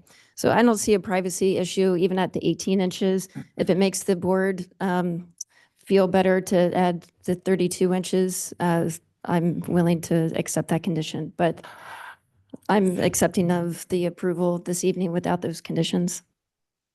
I mean, we're deliberating, so can I ask you a couple questions? I think we Chair? have to go through board comments first before we can deliberate. You make, Well, whatever you well, want let's to do. finish comments and then we'll deliberate. All right. Okay. Go ahead. If Okay. deliberation is open, I'm prepared to deliberate. Give me the thumbs up. Deliberating. Okay, so to me, conditions change all the time, and you're coming before us with a request, and it's our job to look at that request and assess it. I'm assessing it based on what I saw, and an existing deck was there, and the existing deck is now wanting to extend out a foot and 2 inches or something like that.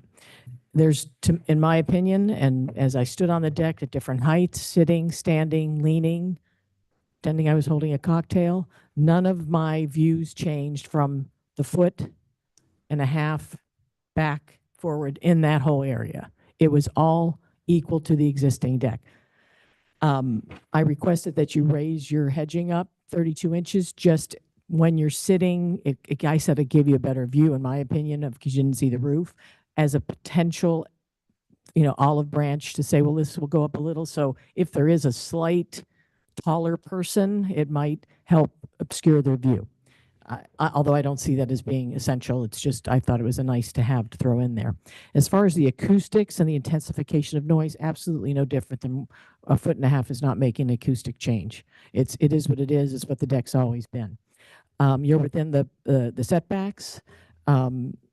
Your location is all the same as, and you changed your upper deck to a smaller deck, so that's not neither here nor there.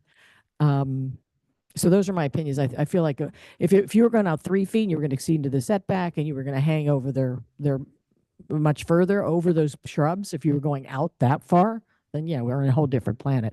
All these homes are tight. People are used to being like this. The foot and few inches or 2 inches does not impede privacy, does not impede noise.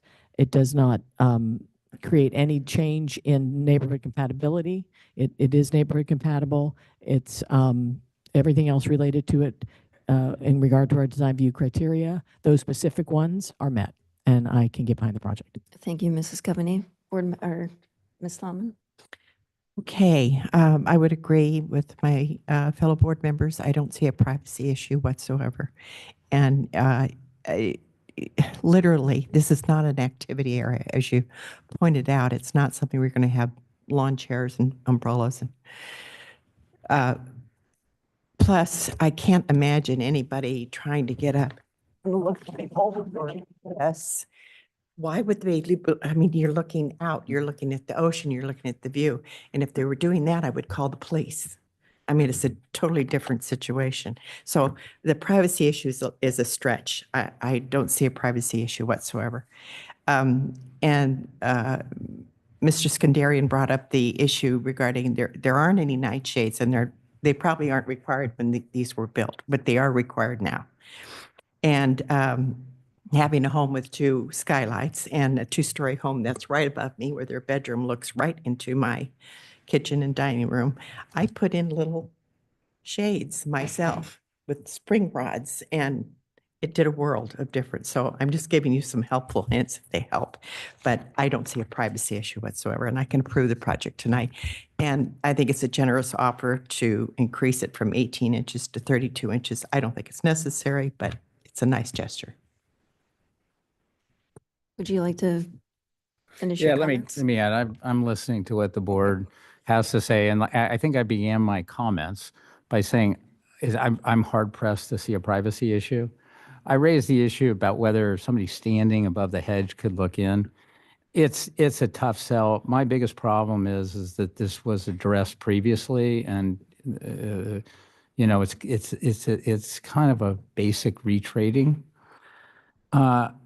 If I had heard some dynamic here where that there was truly a deal where they traded this, and it was something significant, I might feel differently, but I think I'm going to go along with my board members. I cannot argue that there's a privacy issue here, and so I'll go along with it.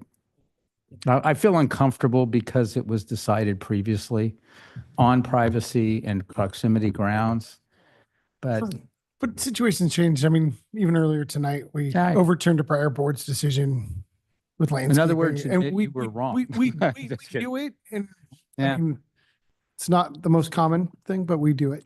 Yeah, I think, and I also am open to if there, I think something that Board Member Weil said, you know, if we do something and it wasn't correct or entirely correct at the time, we should be wise enough to revisit it and, you know, correct an incorrect determination previously.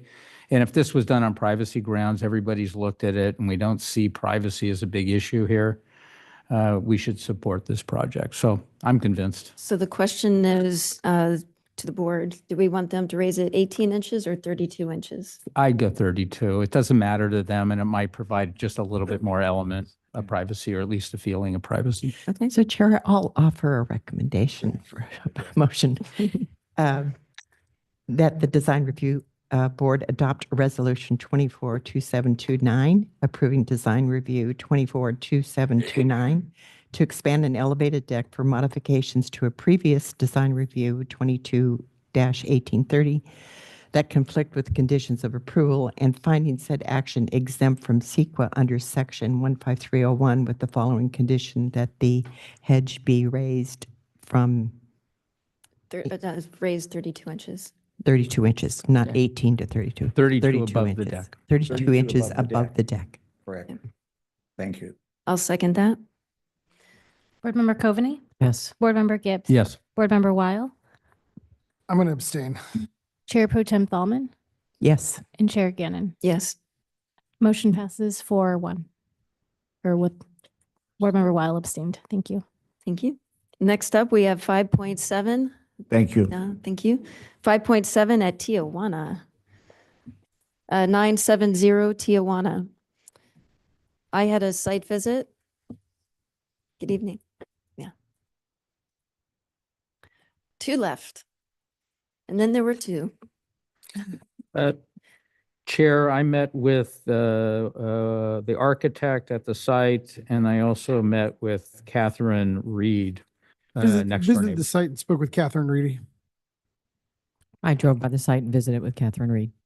Same here. Okay. Claire Park. Have we met before? I don't think you've been to the board, have you? Just once. This is my second time. Okay. I must have been absent for that meeting. Well, you have the floor. Good evening. Item 5.7 is a design review for a deck, window, and doors. Project is zoned R1, located in Arch Beach Heights specific plan. The applicant is proposing a 142 square foot elevated deck, window, and doors on the second floor. The project was forwarded to Design Review Board from Administrative Design Review hearing due to neighbor concerns regarding privacy and view equity. This is the current street view. These are the site plans and elevations with the deck and window highlighted in yellow.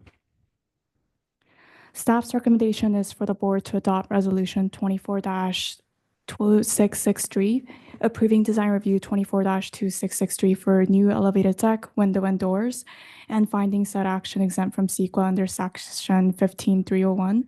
Because this project was forwarded from Admin Design Review to Design Review due to view equity and privacy concerns, staff recommends the board to deliberate on privacy and view equity and consider additional conditions of approval to address concerns. And this concludes my presentation. I'm open for questions. Thank you. Wonderful. Any questions to staff? No? Okay, thank you. You have the floor, 5 minutes. Pilgrim, the owner of 970 Tijuana Street. I've been a resident there since 1992, resident of Laguna Beach since 1969. What I'm looking to do is add a deck on the second floor, 3 feet by 10 inches in the front yard, which is under the code's 20% allowable overhang setback and has been done by a majority of the houses on the street. Also adding deck doors for access to the new deck. New doors and windows will be frosted on the north side, which is facing 982 Tijuana Street. The deck is off a bedroom and an office. There will be no barbecue or jacuzzis on the deck, which was one of the concerns. The majority of the neighbors have signed off my support letter on the project, and most of the neighbors are excited and all for it. I have signatures here from neighbors all around. There's only one that isn't on here, and they're here. And that's it. So, I'm Walter Matez, the project architect. I just wanted to mention that we have support from neighbors on the adjacent sides of the property and directly across the street. And that almost every house on Tijuana has this deck on their house. And most of them are 4 feet overhangs. Thank you. Thank you. You still have time. Hmm? You still have time. Oh, thank you. Yeah. And the other thing is, as I forgot to mention, most of these homes on Arch Beach Heights have decks. Some are higher, some are lower, some go out further, but they all have decks. And whether it's higher or lower, it doesn't seem to make a difference up there. So I conclude. Okay. Does that conclude your comments? Okay. At this time, any members of the public wish to speak on 970 Tijuana? Please come to the podium.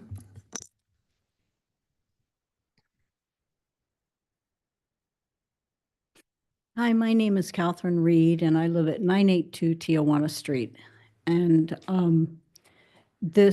I completely oppose the deck. It does encroach in my privacy. We have a single-story house between us. I'm at 982, there's a single story, and then there's 970.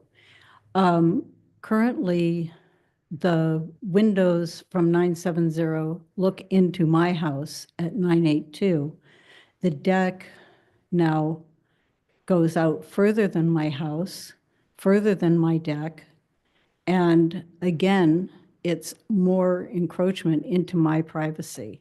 Also, I have an ocean view from my living room window and my deck to the south. I have a view to the west and I have a view to the north. So this is taking off a third of my view essentially. And also it takes off my privacy. My deck is off my living room. We do use that deck. And I, I don't appreciate having an encroachment into my view, into my house, into my view, into my deck. And I've already had privacy issues with this neighbor that I won't enumerate. I've just had privacy issues. And I don't want to invite further privacy issues into my home, into my deck. I'm an artist, I'm a designer, my studio's in my home. I live a very peaceful life, and I don't want any more. There's all sorts of noise that comes from this house. There's all sorts of party, whatever. And I really don't want to have that as an addition with this deck. So I completely oppose this. My property value, my property taxes are based on my views as well as the property itself. And it's a view, it's a privacy, and it's an economic consideration. So I appreciate. You have 30 more seconds. Thank you. Yeah. If you have any questions for me. No. You guys have questions? No. Thank you. Thank you. Any other comments from the neighbors? Going once, going twice. Okay, you have 3 minutes for rebuttal. Just wanted to mention a few things. One is that the windows facing 982 Tijuana will all be frosted. They'll be opaque. And 982 has a screen on the deck facing our project. And the space that is off the deck adjacent to 982 Tijuana will be an office space. So that's it for me. Thank you. Thank you. Do we have Yes. questions for the applicant? Oh, sorry. A couple things. You know, I like my privacy too. That's why currently there's plantation shutters on my windows and curtains. And part of the other thing is, you know, we're putting up frosted windows because I don't want to see the side of 982. So I don't see how that's an issue. Increase, all the neighbors are excited because as I improve my property, it increases everyone's value of their property. Are there any questions I can help? I don't have any questions. Do the other board members? So does that conclude your 3-minute Yes. rebuttal? Okay. Thank you. Do you guys have questions? No? We can go into board comments. Who would like to lead off? Ms. Coveney? Sure, I'll quickly lead off. So I'll just go right to it because it's late and we got more people waiting here. It's definitely neighborhood compatible. I don't see any view equity issue from anywhere. The deck is modest, and just as a side note, it doesn't matter what room it is. It could be a bedroom, it could be a kitchen, it could be a gym. I don't care. The deck can go off of it without any issue. But it's nice that it seems like it'll be a room that won't be as activated, but not essential for privacy or for view. And privacy is no privacy issue there as well. And thank you for filming the windows, because obviously that's going to help both of you, and eventually you're going to have a big house in between you guys. I hope you know that's coming. I'm sure we're going to see that at some point. Yeah, view equity is fine, neighbor compatible, privacy, you've met that, and that's it. Thank you. Mr. Weil? Yeah, I can support the project this evening. The additions are modest and very consistent with the Archbishop Heights specific plan and the design review guidelines as outlined by staff, and I'm supportive of it. As far as the view and the privacy from the neighbor, I was out on that deck, and yeah, I do see that. I can understand her feeling of concern, but I do feel that the additions are very consistent with the line and the string line and just kind of the formation of Arch Beach Heights development. And so for me, that's the reason I can support this modest change is I think it would deny you the right and privilege that the other homes are consistent with development. And I can concur with my board members. I can support this project. Yeah, I can too. The Ms. Reed's deck is virtually the same size, goes from one side to the other, which is being proposed by the applicant here, as do innumerable houses. In fact, it is a classic architectural characteristics of Arch Beach Heights. I also looked from the view from Ms. Reed, and she's got view, very narrow view corridors, which are important. But even the deck does not, it blocks less than half of that view from that angle. So given all the circumstances, I think view equity has been achieved, and I can support the project. And I'll keep it short and agree with all my board members. I think the only thing I would just offer that there wasn't a privacy issue, there wasn't a view equity issue, and I appreciate your offer to opaque or frost the windows for the neighbors, and it is neighborhood compatible.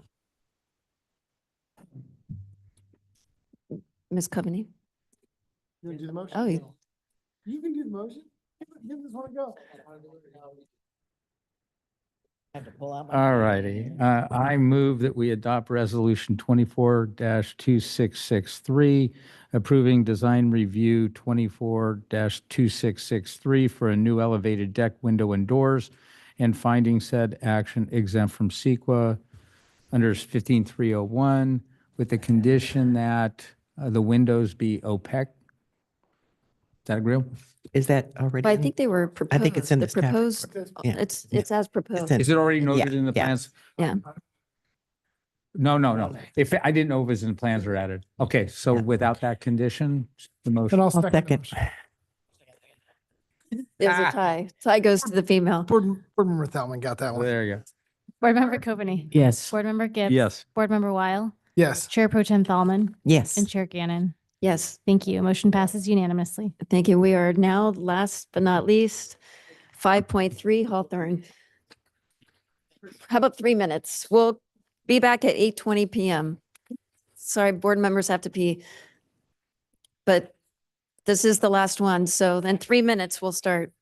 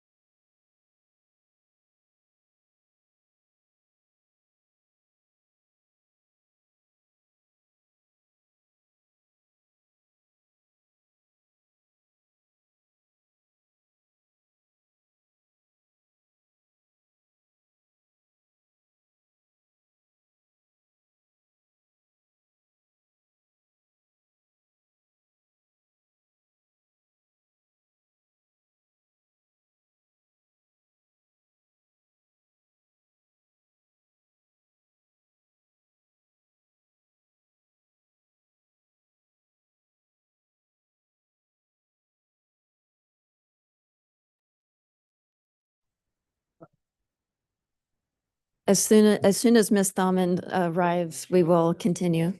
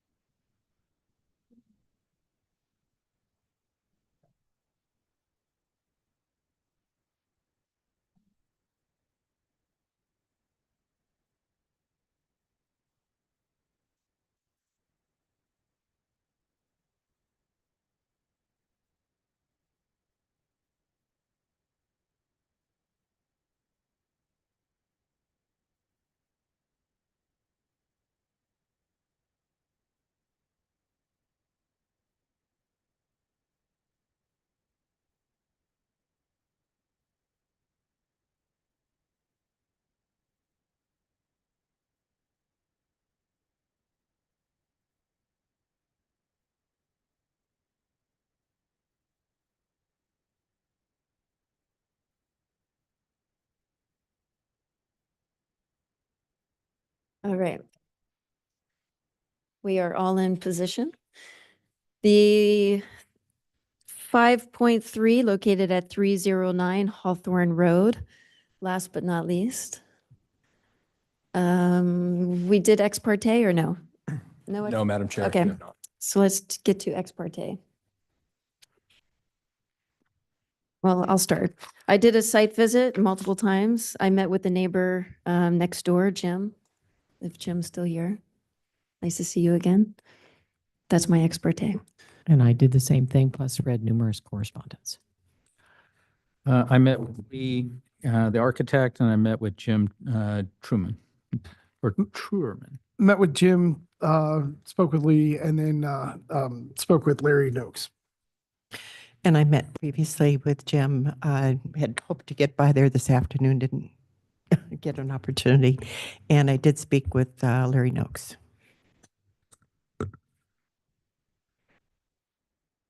Oh, Madam Patrick, Chair, yes. if I may, before I turn it over to Ms. Sharma, I did want to raise one item prior to any substantive discussions, which will make sense at the end of my comments. The restaking for this project only occurred roughly 10 days prior to the hearing. While our municipal code does state 14-day restaking, quote, if the project is modified during the design review process because of a view consideration, privacy, or other concerns that the board determines is necessary to restake. Staff reviewed the past. We don't believe those findings were made. And then similarly, unlike a previous clause in the code, this does not mandate a continuance like the original one does, i.e. for the original one, if you mess up the staking, it says the design review board shall continue it. That language is entirely missing from this restaking for this. But out of an abundance of caution, we did want to raise this issue now before we get to any substantive discussions. If the board felt it was necessary to continue, because once again, we are up against that third meeting that is required under the code. So unless we hear any motion to continue it now, we're going to go ahead and hear the item. You're comfortable from a legal perspective, but of course, I wanted to give you all that discretion before we get into substantive discussions. Was the correct staking up before Monday? Because I visited the site Monday, Tuesday, and again yesterday. It was up by, I believe, February 4th. February 4th. Okay, right? so I'm okay moving forward. So unless there's a motion to continue. And Yeah, I'm okay. I think if the staking at the time we reviewed it, which gives the time sufficient for the neighbors and the fact that they've all commented on it. Correct. I think we're good to go forward. Correct. Ms. Sharma? Good evening, Chair and members of the board. As some of you may remember, this item was previously heard at the August 22nd DRB hearing, was subsequently continued to December 12th, and is being heard for the third time this evening. The project is located at 309 Hawthorne Road. It's located on the corner and is zoned R3. The project has been revised to reduce the massing and scale in coordination with direction provided at the August 22nd and December 12th DRB meetings. Notable revisions include elimination of 180 square feet of the upper level deck along the northern property line, and a Juliet balcony has replace that with a guardrail. The garage mast has been lowered by 3 feet and pushed back 1 foot from Hawthorne Road. The second level was pulled south 4 feet away from the residence at 315 Hawthorne Road and 3 feet back from Hawthorne Road. The height of the building was reduced by 8 inches. Staff has analyzed the applicant's request with respect to the city's development standards and board's previous direction and determined that the project conforms to zoning code, general plan policies, and design review guidelines. Additionally, staff believes that the findings required for the CDP and REP can be made.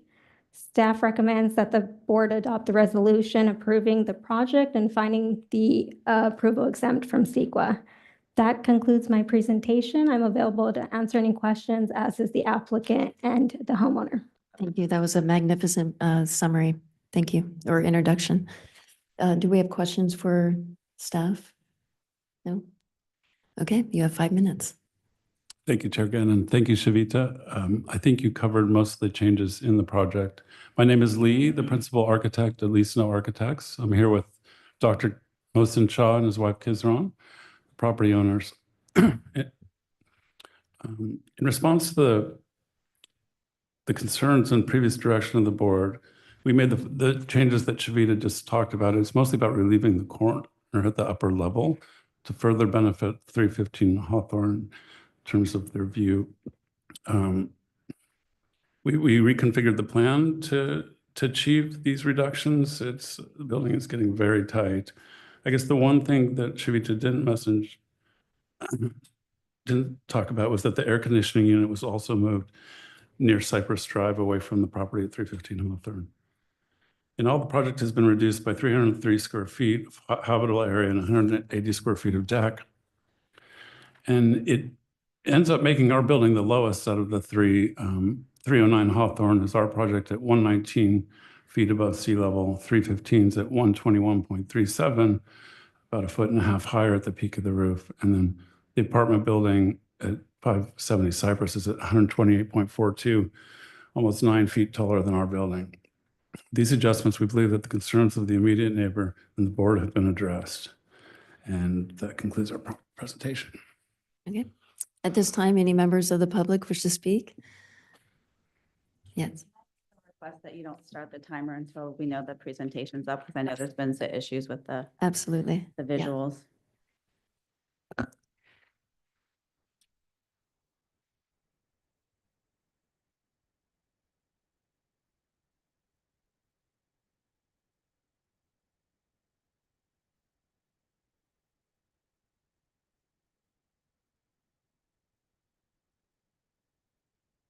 Okay. I'd like to state for the record that the information regarding the staking is incorrect. I know this is going on the record. So it was restaked 5 days. That happened on Saturday. I have video documentation of all of this, and it's still staked incorrectly. The balcony is still wrong. We have gone over to the property and measured it ourselves. So I heard the attorney. It actually was 9 days that was restaked. It was not certified correctly, and it was not recertified once it was restaked again on Saturday. I have photos and videos of all of those. Okay, now onto the presentation. So I'm asking you to please, please, please preserve my ocean view, because many of the residents and many of the people in our neighborhood are very concerned about this. Next slide. Okay, this is the main reason I bought this house. I would have not bought this house had it not had this extended outdoor living area. It is 1,299 square feet. It is very modest.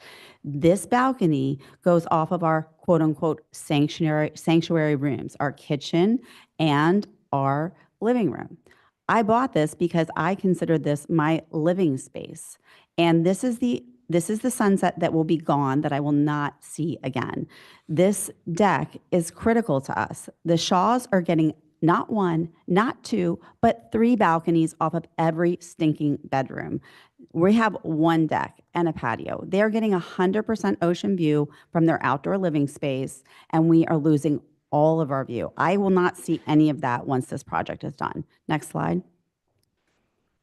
And there's the balcony staring right into our living room and dining room. It is not a Juliet. A Juliet implies that you can poke your head out and see, this is like 11 feet long or something. And we walked over there and measured it. And that's also the thing that is misstaked. So it's peering right at us. And they have 2 more balconies off the front, which I heard board members tonight say, your main view is off that side of your house. Next slide.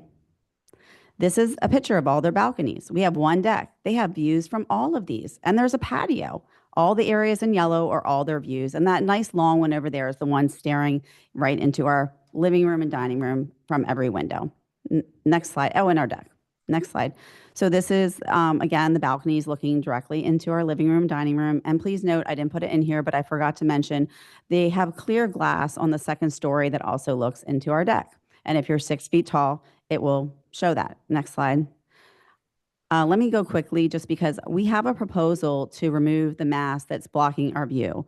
We want to remove the 3rd bedroom and either put it either in the basement, because apparently the owners lived in a basement and he really likes it, and they have space down there. And my husband has a 2nd proposal. We are happy to work with them. We have tried. I did it in front of the DRB last time so everyone could see it.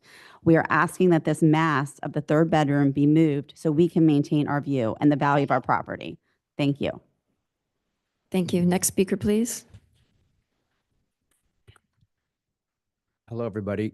30-year resident, Ruben Flores, 30-year resident of Laguna Beach. I think we have an even bigger responsibility than just this project. Not that this project is not important, but we have a responsibility to the city of Laguna Beach. The trees that are on this property are quite spectacular. They've obviously been unkept in order to make them look more severe. But if they were trimmed up, they wouldn't be so menacing in their appearance. We're losing trees in our town every week, every month. And the large trees are not being replaced. They're being, instead, smaller trees are put in. We'll never get the size of a canopy again. The responsibility lies a lot with this panel because as I've heard for 4 items today, nobody's putting in trees, and when they are, we're talking about an 18 to a 32-inch shrub in a pot. And nobody's really thinking about what about birds and animals and air and shade. And where there is existing trees, we need to maintain those and do as much as we can to have that happen. We've lost trees in Nita Carmen Park. We've lost a huge pine at the Festival of the Arts. And again, they're not being replaced. These trees are very important for our town. They're very important for all of us. Our town is thought of as a tree town. It makes a distinction between Corona del Mar and Newport Beach. Laguna has this, and we're thinking about removing 2 of the 5. Why don't we take a look at how we can make the house fit with these palms rather than get rid of them? The concrete blight that's next door at the shopping center is an example of planning and landscape architecture that didn't work. There's pots and a trellis, and almost none of the vines and none of the trees are growing there, and it just looks horrendous. So having this one area of beautiful trees is important. And it's not about this house, it's about the neighborhood effect. It's about our town. So I ask you that you take a closer look at how important it is to not allow this house to be so large and to maintain those trees. Thank you. Thank you. Thank you, Ruben. And Christoph? Hello. I'm going to pass out. I know you've received this letter and I'm sure you've studied it in great detail. But I'm going to send this anyway so you can refer to it. And also these. So Ruben has talked about the importance of the trees. I just want to talk about the obligation of this board to implement the land use element. There's a provision in the land use element that says require the preservation of significant trees in conjunction with development proposals. Remember, it doesn't say we suggest that you preserve it. It says require the preservation. And the land use element has a status that you're supposed to do what it says. It says unless strict conformance would deny a property owner reasonable use of their property. So that's why I've attached this diagram, which shows how all 5 trees could be preserved and you would still have a reasonable use of the property with the building. And you may say, well, but they can't have their garage where they have it now. That's true, but there's no reason why they can't have a garage off of Cypress. There are many garages and driveways off of Cypress. So this letter talks about how this should have been brought to the attention of this applicant before they ever came to you for the first time, because this policy is very important, and it's one of the policies that's supposed to be analyzed by staff in the staff report, which it has never been. And its significant trees are defined as candidate heritage trees, which these are in our codes. And so I urge you not to approve this and to send it back and have a project that is designed that keeps all 5 trees. Thank you. Thank you, Ann. Next speaker, please.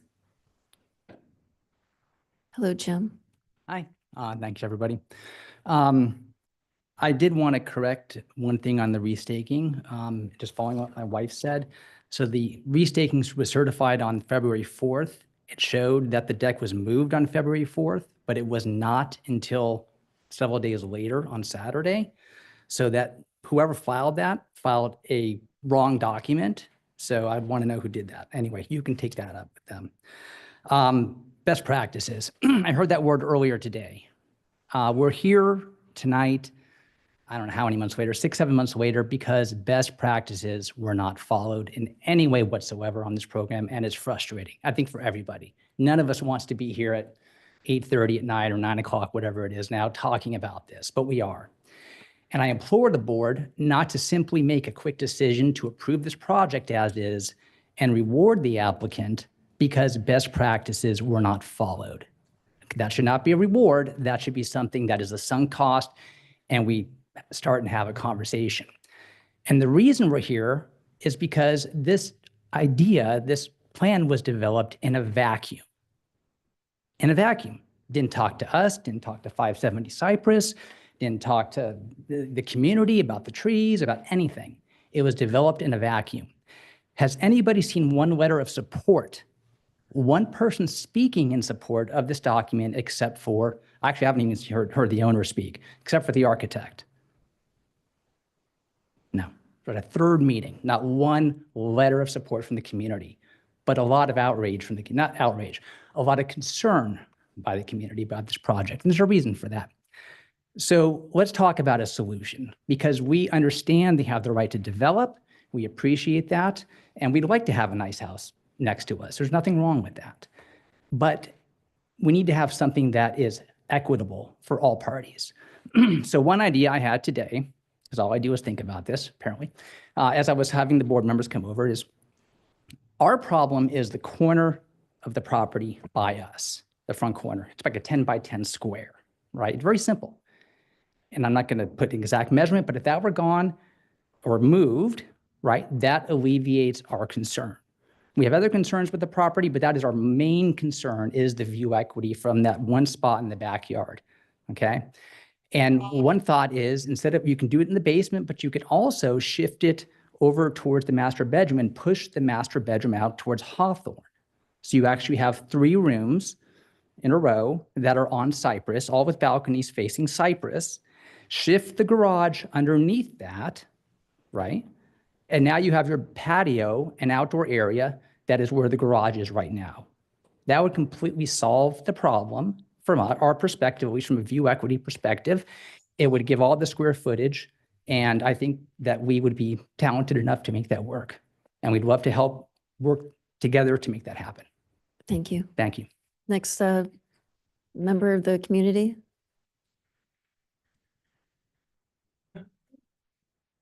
Brad Frazier. I'm a neighbor of the project. This project continues to push all of the development boundaries in ways that we just don't see in the tree streets, in terms of mass, scale, square footage, floor area ratio, site coverage, view obstruction, privacy, mass excavation, heritage tree removal. These are all big problems with this project. And all this is compounded by the fact that this is happening on a tiny 4,000 square foot lot in a highly visible location. You've heard overwhelming opposition to this project from neighbors, both in written form and in testimony. And you've heard it repeatedly and passionately, and there's good reason for that. And what's the developer's response to this? Virtually nothing. There have been minor, negligible, minimal changes that don't solve the problems. There's no meaningful interaction with the most impacted property owners. The project seems to just be a selfish and uncaring desire to maximize the scope and the scale of the development, no matter the consequences. You know, to hell with the neighbors, to hell with view obstruction, to hell with privacy, to hell with the trees, to hell with the neighborhood. The project's wrong. I think you all know it's wrong.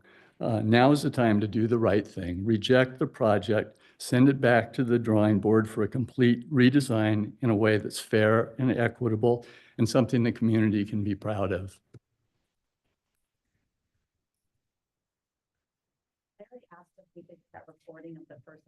Larry can speak for that. So we have to ask our attorney, Patrick. My own comment, just before Okay. my comments start, we were 5.3 on the agenda today. We got moved to the very end. People had shown up to participate in the hearing, but had to leave to feed their children and dogs, maybe not in that order. But we lost a couple of people. One person felt strongly about it and recorded her comments. They last 1 minute and 19 seconds. And I'm wondering if we could play those. Is that all right? Let's add 2 minutes to Larry's time and you can do your 3 and then Can we that. play Tony's first and then I'll speak? Then you after got your that? 3. Yeah, I'd thank be you. supportive of that. if Thank you. Chair finds that okay. Thank you. I'm Tony Hansen, and I'm here regarding the project proposed at 309 Hawthorne. And I'm in support of the immediately adjacent neighbor, the Trumans at 315 Hawthorne. My concern is recently been in front of the Design Review Board 3 weeks ago, where my own next door neighbor's project was unanimously approved, and I wholeheartedly supported them. It was because the architect and the homeowners paid a great deal of attention and concern to preserving my and the other neighbors' views. Unfortunately, I don't see that happening here. I think there's a real problem with privacy for the Trumans. I know that there's a deck that looks directly into their home, and it seems as though with a cottage, a beautiful 100-year-old cottage, that I'm sorry, that was the screensaver started. fortunately, I don't see that privacy for the Trumans. I know that there's a deck that looks directly into their home, and it seems as though with a cottage, a beautiful 100-year-old cottage that they reside in and proudly own next door, that this new property will virtually obliterate any view from any of their principal living space. So, and with respect to that, I think you've probably got some real talent on the side of the homeowner to go back to the drawing board and make some changes. I'm sure the Trumans have been proposing and will propose some very logical changes that will work for everyone. And I would suggest that everyone do that. Thank you for listening. Bye-bye. Thank you for indulging us. We appreciate it. I'm Larry Noakes, and I'm here with Danielle and Jim. You can tell that Jim and Danielle are pretty exercised about this project, and I think a lot of it goes to the fact that there was not great neighborhood outreach at the beginning. They don't feel as though the applicant has ever paid any attention to their view concern. And why are they so agitated about this? They live in a building that was built in 1918. And as you all know, I have been involved in some of these historic preservation issues over time.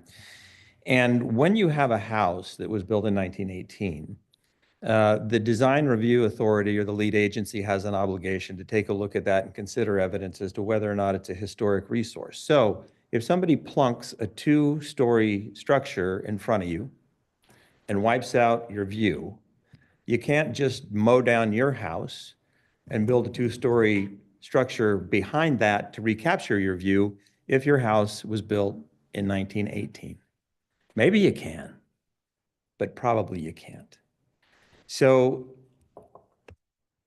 Jim had come up with, and Danielle had come up with, and I'm speaking with some design review board members, it's, you know, I don't like to get up and just complain about a project. I like to make people come up with maybe some solutions. And the issue with this building, the way that it is currently designed, and Lee is a lovely, talented, wonderful design professional, a great architect, but there is a mass that is right at the side of the house that is closest to Danielle and Jim's house and closest to Hawthorne. And I think Jim described that.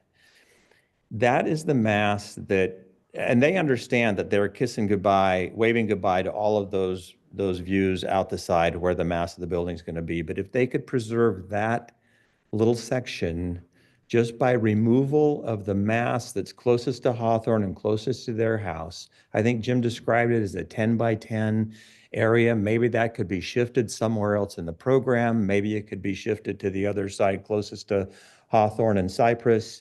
That would solve the problem. But right now, what's happened is they are going to be in a tunnel. That outside deck where they spend all of their time and look at those beautiful sunsets, just going to be gone. They are still going to have some view out the front of that. I'm not denying that. And I'm not denying the fact that Lee has made some adjustments to this house to try to preserve some of that, but I think there's more that can be done. And we would just ask you, based on the fact that these folks are kind of stuck with what they can do, to consider opening that up by eliminating that mass. Thank you. Thank you, Mr. Noakes. Any other comments?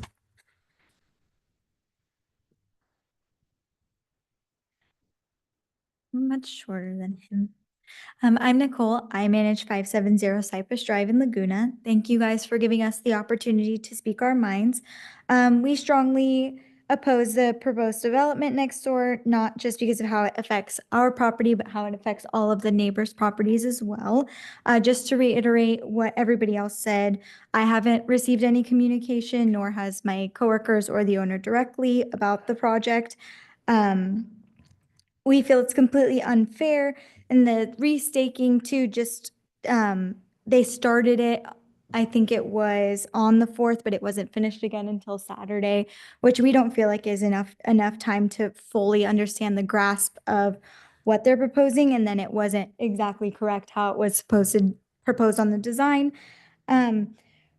At the very least, the project needs to go back and follow the proper process before moving forward. Otherwise, what's the point of having rules at all? Beyond the process issues, the design itself has a huge problem and is completely out of scale with the neighborhood. And if it is built as planned, it would block the main views from 2 of my units entirely. So that would be Unit D and Unit A on the very front of the property. I understand the development needs to happen, but it should be done responsibly, balancing property rights with the existing community, and this project does not do that.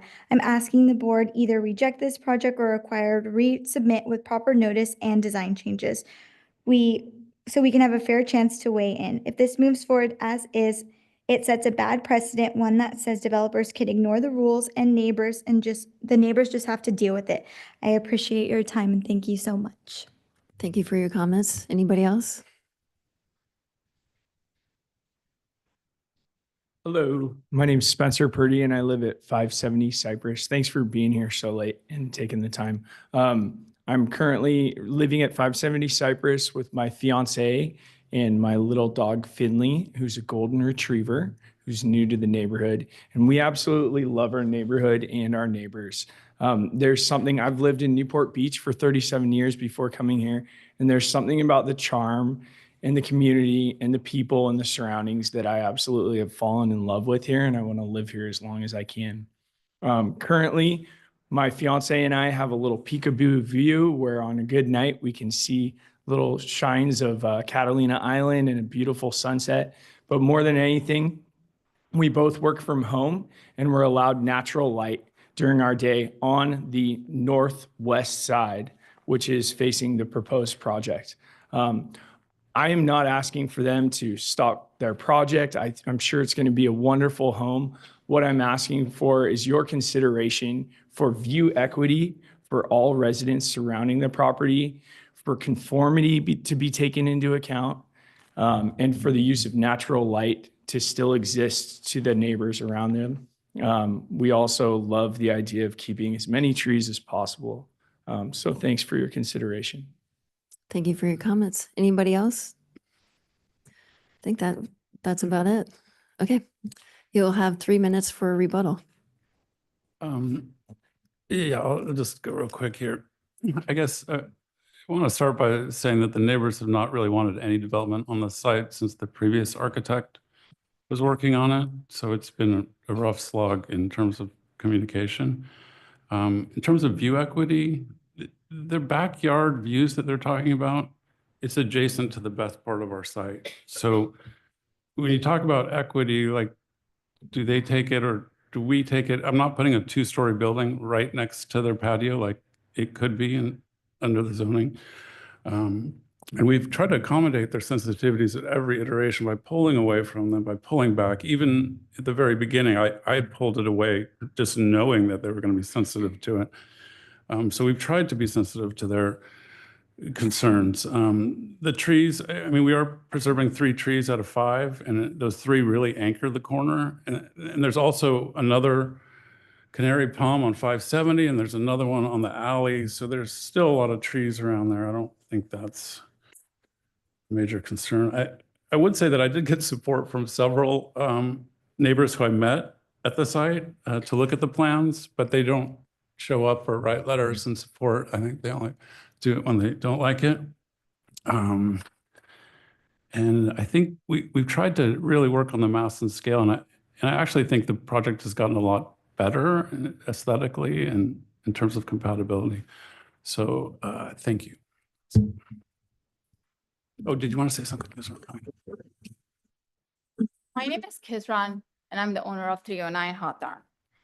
There is some perspective I want to share, and I want to explain that this design is completely an excellent fit in the spirit of Laguna Beach. After carefully reviewing the architecture of the city, it is clear that Laguna Beach is not home for a cookie cutter houses. It is instead a community where the residents tell their own story, a beautiful blend of various styles and unique taste, and the preference of its residents, all within the boundaries of code and regulation. What I truly appreciate about Laguna Beach is despite the common framework of codes and regulation, homeowner had the freedom to express themselves, their individuality in the design they wanted to. The creative energy is one of the key elements of this city. Inspired by these trends, our design is modern, innovative, while remaining fully compliant with the city rules and regulation. As a civil engineer, I found it both perplexing and disheartening that despite conforming with every regulation, this is our 3rd time sitting here and discussing whether we would want to build a house or not, whether we would be allowed to build our house or not. As at core, our goal is very simple. My family and I, like our neighbors, believe in the right to shape our living space in the way that truly reflects who we are. For us, this means building a safe, welcoming home for our 3 children who can comfortably walk home from school, enjoy the community, and develop a deep sense of belonging. I respectfully respect the design review committee to review our proposal with a fresh perspective, considering the innovative spirit that is currently influencing new design throughout the city. We are committed to adhering all the rules and regulations. And in conclusion, sorry. We are committed to all the rules and regulation. We did commit to everything, and still we are here. Okay. Thank you. Do we have questions for the applicant? Oh, I have a quick question. Sorry. Let's go Just the down the line. Juliet. Tell me how deep that is and how wide that is. 18 inches. 18 inches deep. And it's really only as wide as the doors. door. Okay. Because you can't, I mean, it's just sort of. Okay, thank a you. visual aesthetic. 18 deep, yeah. any other questions? The railing is glass. Glass now. So, go ahead. I'm sorry that you. Does that conclude your questions? Yeah, but if you're not Well, done, go ahead. Christine comes after you, so you finish. Okay, okay. All right, so Christine, you have the floor. All right. I'm just curiously, the suggestion, and I want to say I appreciate when people come up and offer a solution to a problem, rather than always constantly, saying what the issue is, what the problem is. They actually come up with a solution. I appreciated that tonight. I just wanted to get your feedback on this third bedroom in the basement. Is that even possible? If that 10 by 10 section is the only thing that is needed, I'm just asking Well, for. yeah, I guess, there's a couple things. Jim made the suggestion that we put the 2-story mass on Cypress and, kind of keep it 1 story on his house, on his side. Again, this is a really small lot. I don't know that putting a 10 by 10 square underground without windows would benefit the project. And I guess in terms of his proposal of putting the mass on Cypress, our concept was to kind of dematerialize the corner so that it's not a wall of apartment buildings going down Cypress, that it kind of relieves into the residential area as you turn that corner.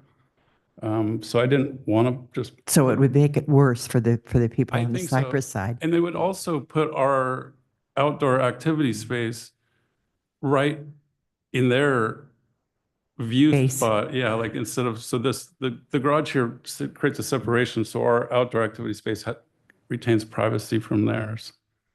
And you can't have a bedroom without windows Yeah, by code. You need egress. Yeah, okay. I just wanted you to address that idea. Okay, Mr. Gibbs, do you have any questions? Yeah. Since it wasn't clear to me from the staff report of what you did, from the second hearing to today, after the second hearing, how far did you pull the second story back from the Truman's house? An additional 2 feet. So we moved it 4 feet. It was already 4 feet away from the setback line. So now it's 18 feet away from the property line, the second level. Okay, so you moved it an additional 2 feet. additional And refresh my recollection, how much did you move it back from the first hearing to the second hearing? It was 2 feet in the first and then 2 feet more in the second. Okay, And then 1 foot back from Hawthorne and 1 foot back again in the second. Okay, and then you kind of anticipated, I didn't write it down. How far from the property line is the second story now? It's 18 feet from the 315 property. Thanks, that's all I have. Any more questions? We've got one more question. I'm sorry. One of the bullet points in the staff report mentions that the guest deck was minimized and moved away from the residence at 315 Hawthorne Road and pulled back from the edge of the garage. Is that the Juliet? Yes. Okay. Yeah, that used to come out. And a green roof was also added. Right. Is that correct? Yes. Okay. You have a question? Oh, one more question. I guess this one's kind of more for staff. I mean, I was struggling with the basement level. And one question that I kind of was pondering on was, yes, this is an ADU and it's part of the main structure and they're somewhat connected, but on their own, do each of them have their own ingress and egress requirements met for a basement level if they were truly standalone separate units as kind of proposed under ADU and house? So ingress and egress would actually be building codes, and I'm not well versed enough to, confirm whether or not they would be treated differently if it was a residential single family versus an ADU or combined, how they are treated.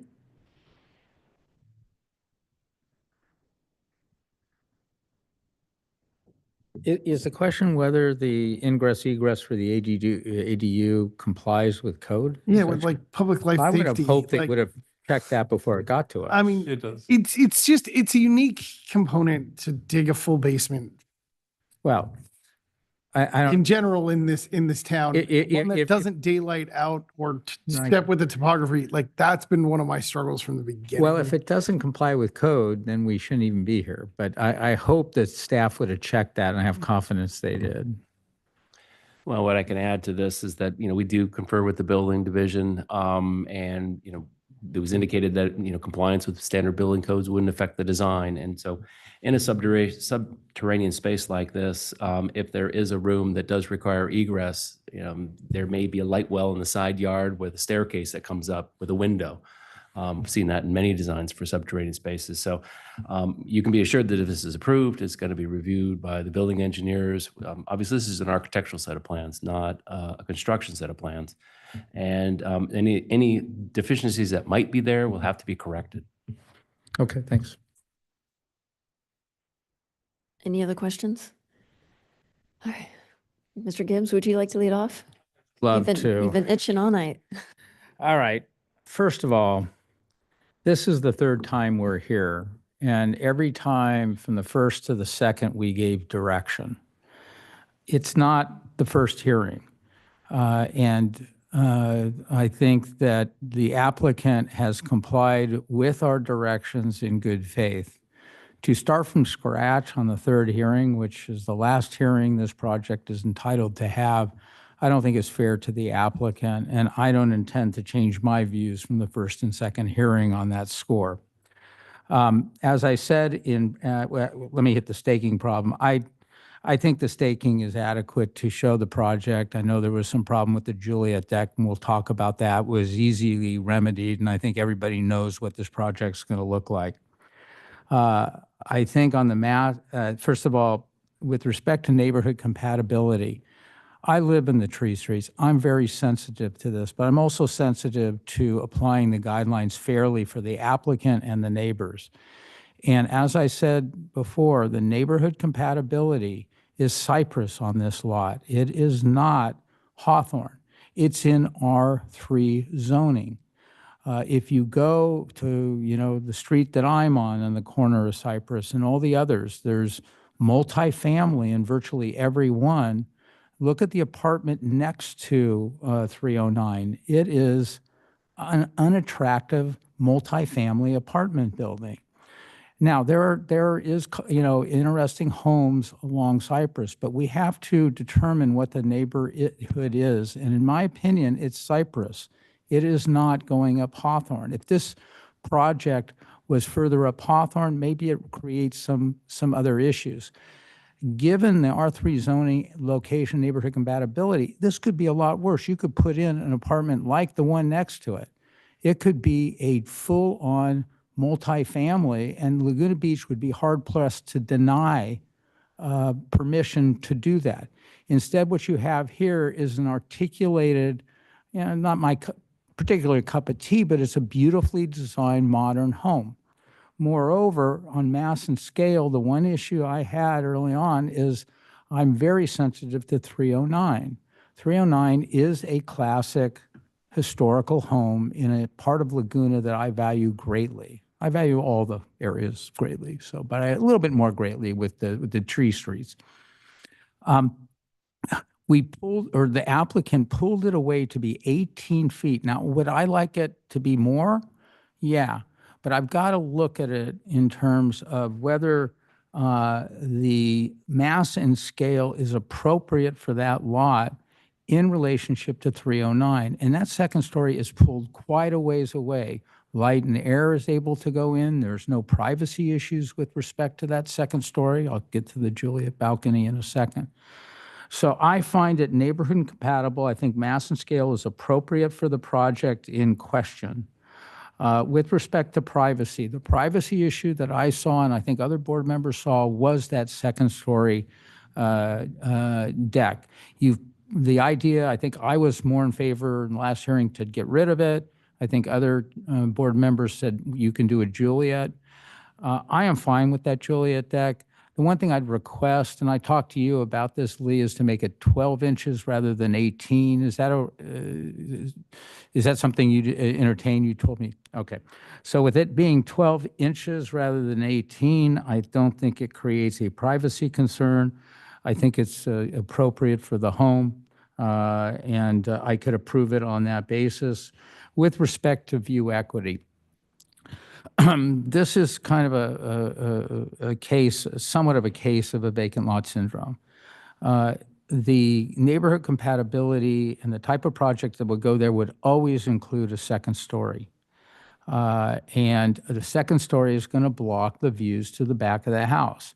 There is still view in the front of the house. In fact, quite nice views from the front of the house that are not being impacted.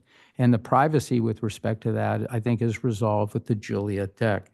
So, given the nature of the development that's being proposed and what could be built there, which could really further create mass and scale, I think, and the fact that there's view from a primary area of the house and in front of the house, I think view equity is achieved. Lastly, the Canary Island palm trees. I've read Ann Christoph's documents. I do not find these trees to be trees of historical significance. Moreover, the canary palms there's 3 are remaining. There's other canary palms in the area, so I don't think it impacts the nature and character of that particular area. And Cypress is not the most beautiful street around either. But that being said, the fact that they're locating the 3 at the corner, which I think is really the entrance to Hawthorne, if you find those trees of historical significance, which I have a little trouble doing myself, I think that the balance is struck for development and tree preservation. For all of those reasons, with the reduction of the Juliet balcony to 12 inches, I think it's time to approve this project.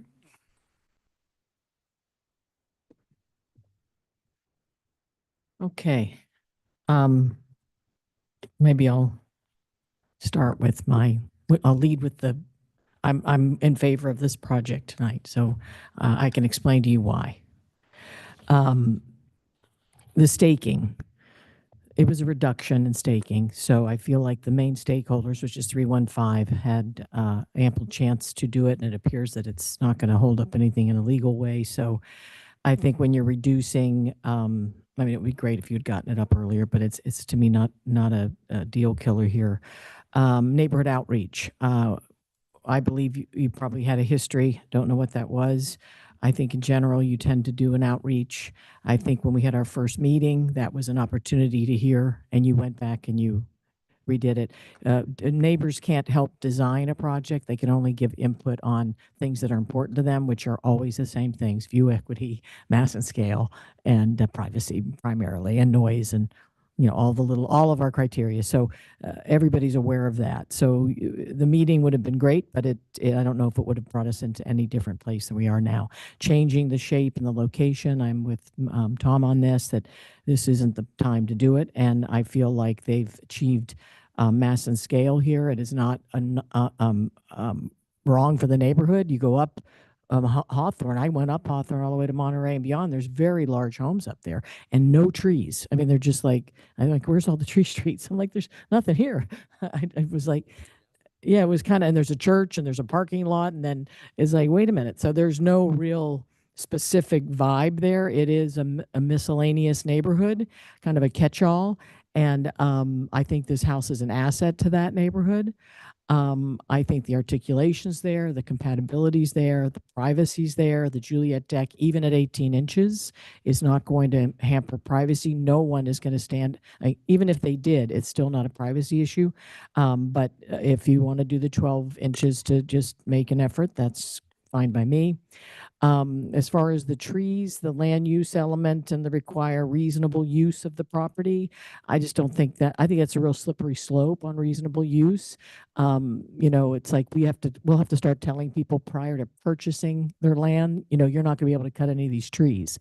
And that's going to affect a lot in the whole equity of all of our world. So as much as I appreciate and respect the environment and the earth, and do believe we need to try to keep as many trees and encourage people to have permeable surfaces and encourage people to scale their homes and include landscaping as a way to set the house back from the mass of homes, one after the other after the other. I think in this case, you maintaining those 3 canaries in the front is really great, and I think they're a beautiful anchor to that property, and I hope that you will maintain them, and as Ruben said, keep them clean and keep them looking as pretty as you can, because it's a great, it makes you want to look at your house, and once your house is behind them, it's going to be just beautiful. So I believe that view equity has been achieved. I think your patio, I think you can see from your living room and from your kitchen. I think that your patio, especially if you're sitting down, you don't really you just kind of stay in your little, because your fence is high. It feels nice and cozy back there. I just don't feel like that's enough of an impingement to require the applicant to make any more adjustments there. So, mass and scale, you've achieved design compatibility, articulation, privacy, landscaping, view equity on all those particular criteria, as well as your other additional landscaping and your lighting. I think you've achieved what's required, and I can support the project.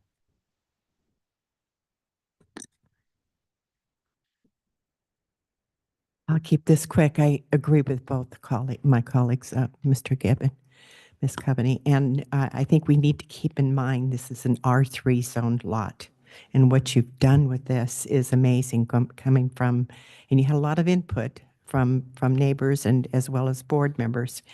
And the real crux of the matter is that we're going from 865 square feet to 2,557 square feet. So it's amazing that you have achieved view equity with that. And that to me is pretty amazing.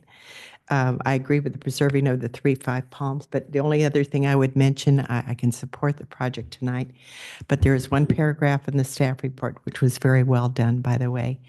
And it says the revised project incorporates revisions to address the comments raised at all the previous hearings, and as demonstrated in the staff analysis below, the redesign is consistent with all applicable policies and plans for the R3 zone site.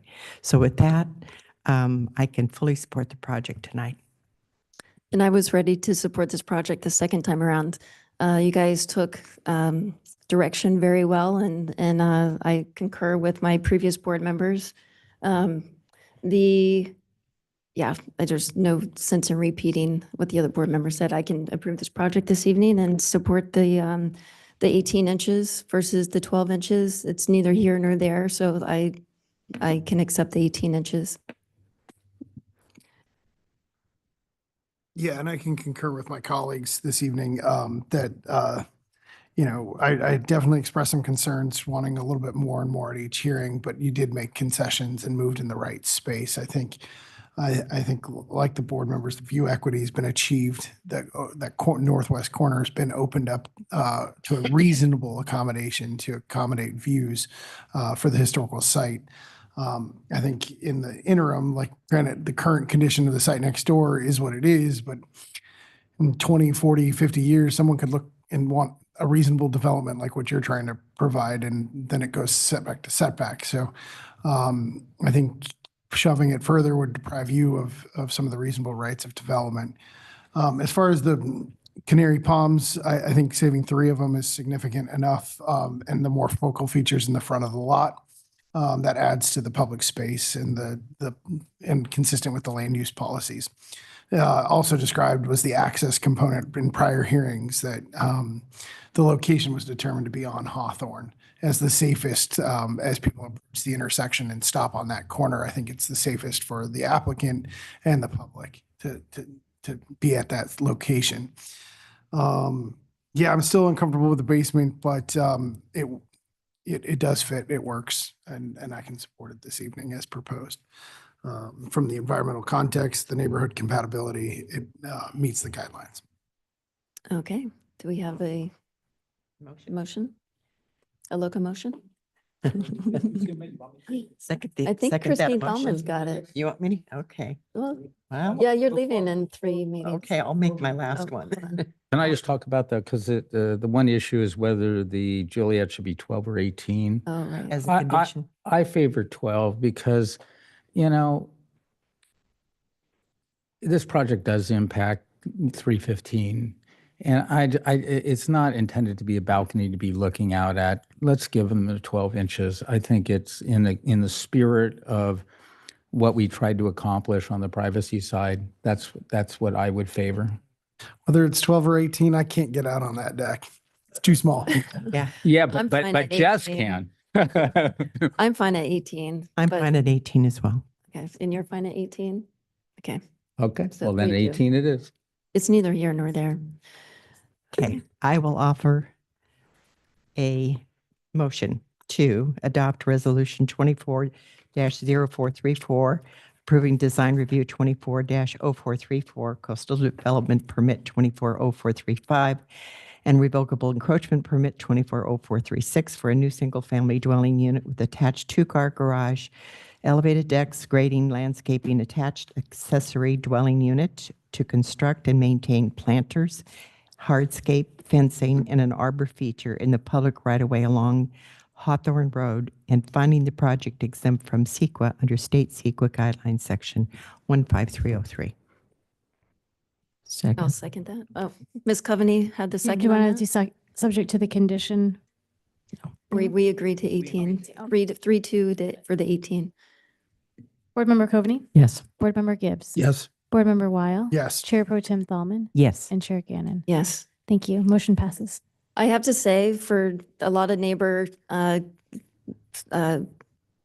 combativeness, you guys are the kindest neighbors to ever come to us. Thank you for that. Thank you for presenting your cases with kindness and compassion, but still have emotion, and just thank you.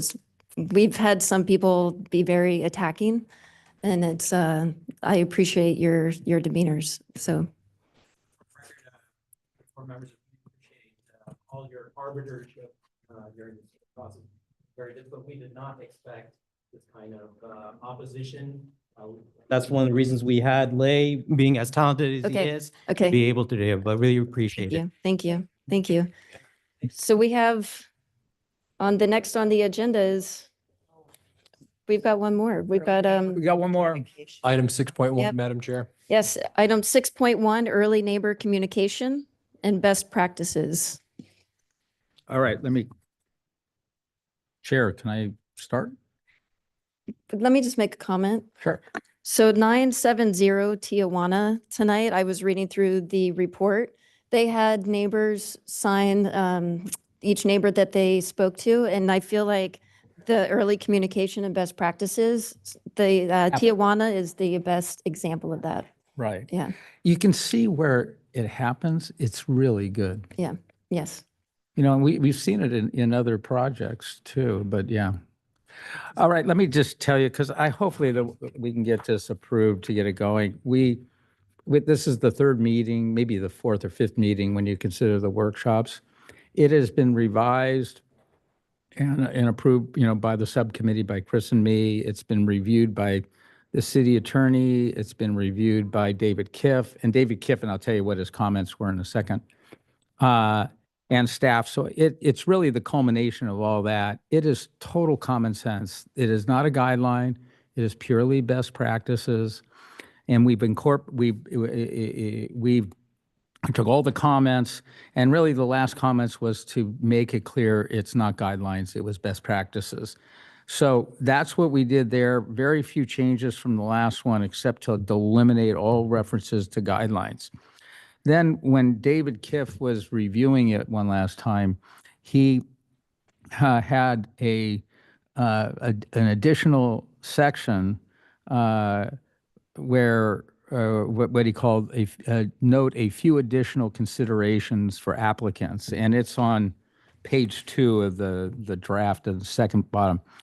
And we hadn't discussed those. Dave Kiff wrote it up, and I liked it. I thought it was really cool. So, it's stuff that that this kind of word for the wise. I think every one of the, the really sensitive and involved architects already knows to do this, but it's a good reminder for all the architects in town, and particularly for the architects that are outside town, as to how we do things in this town.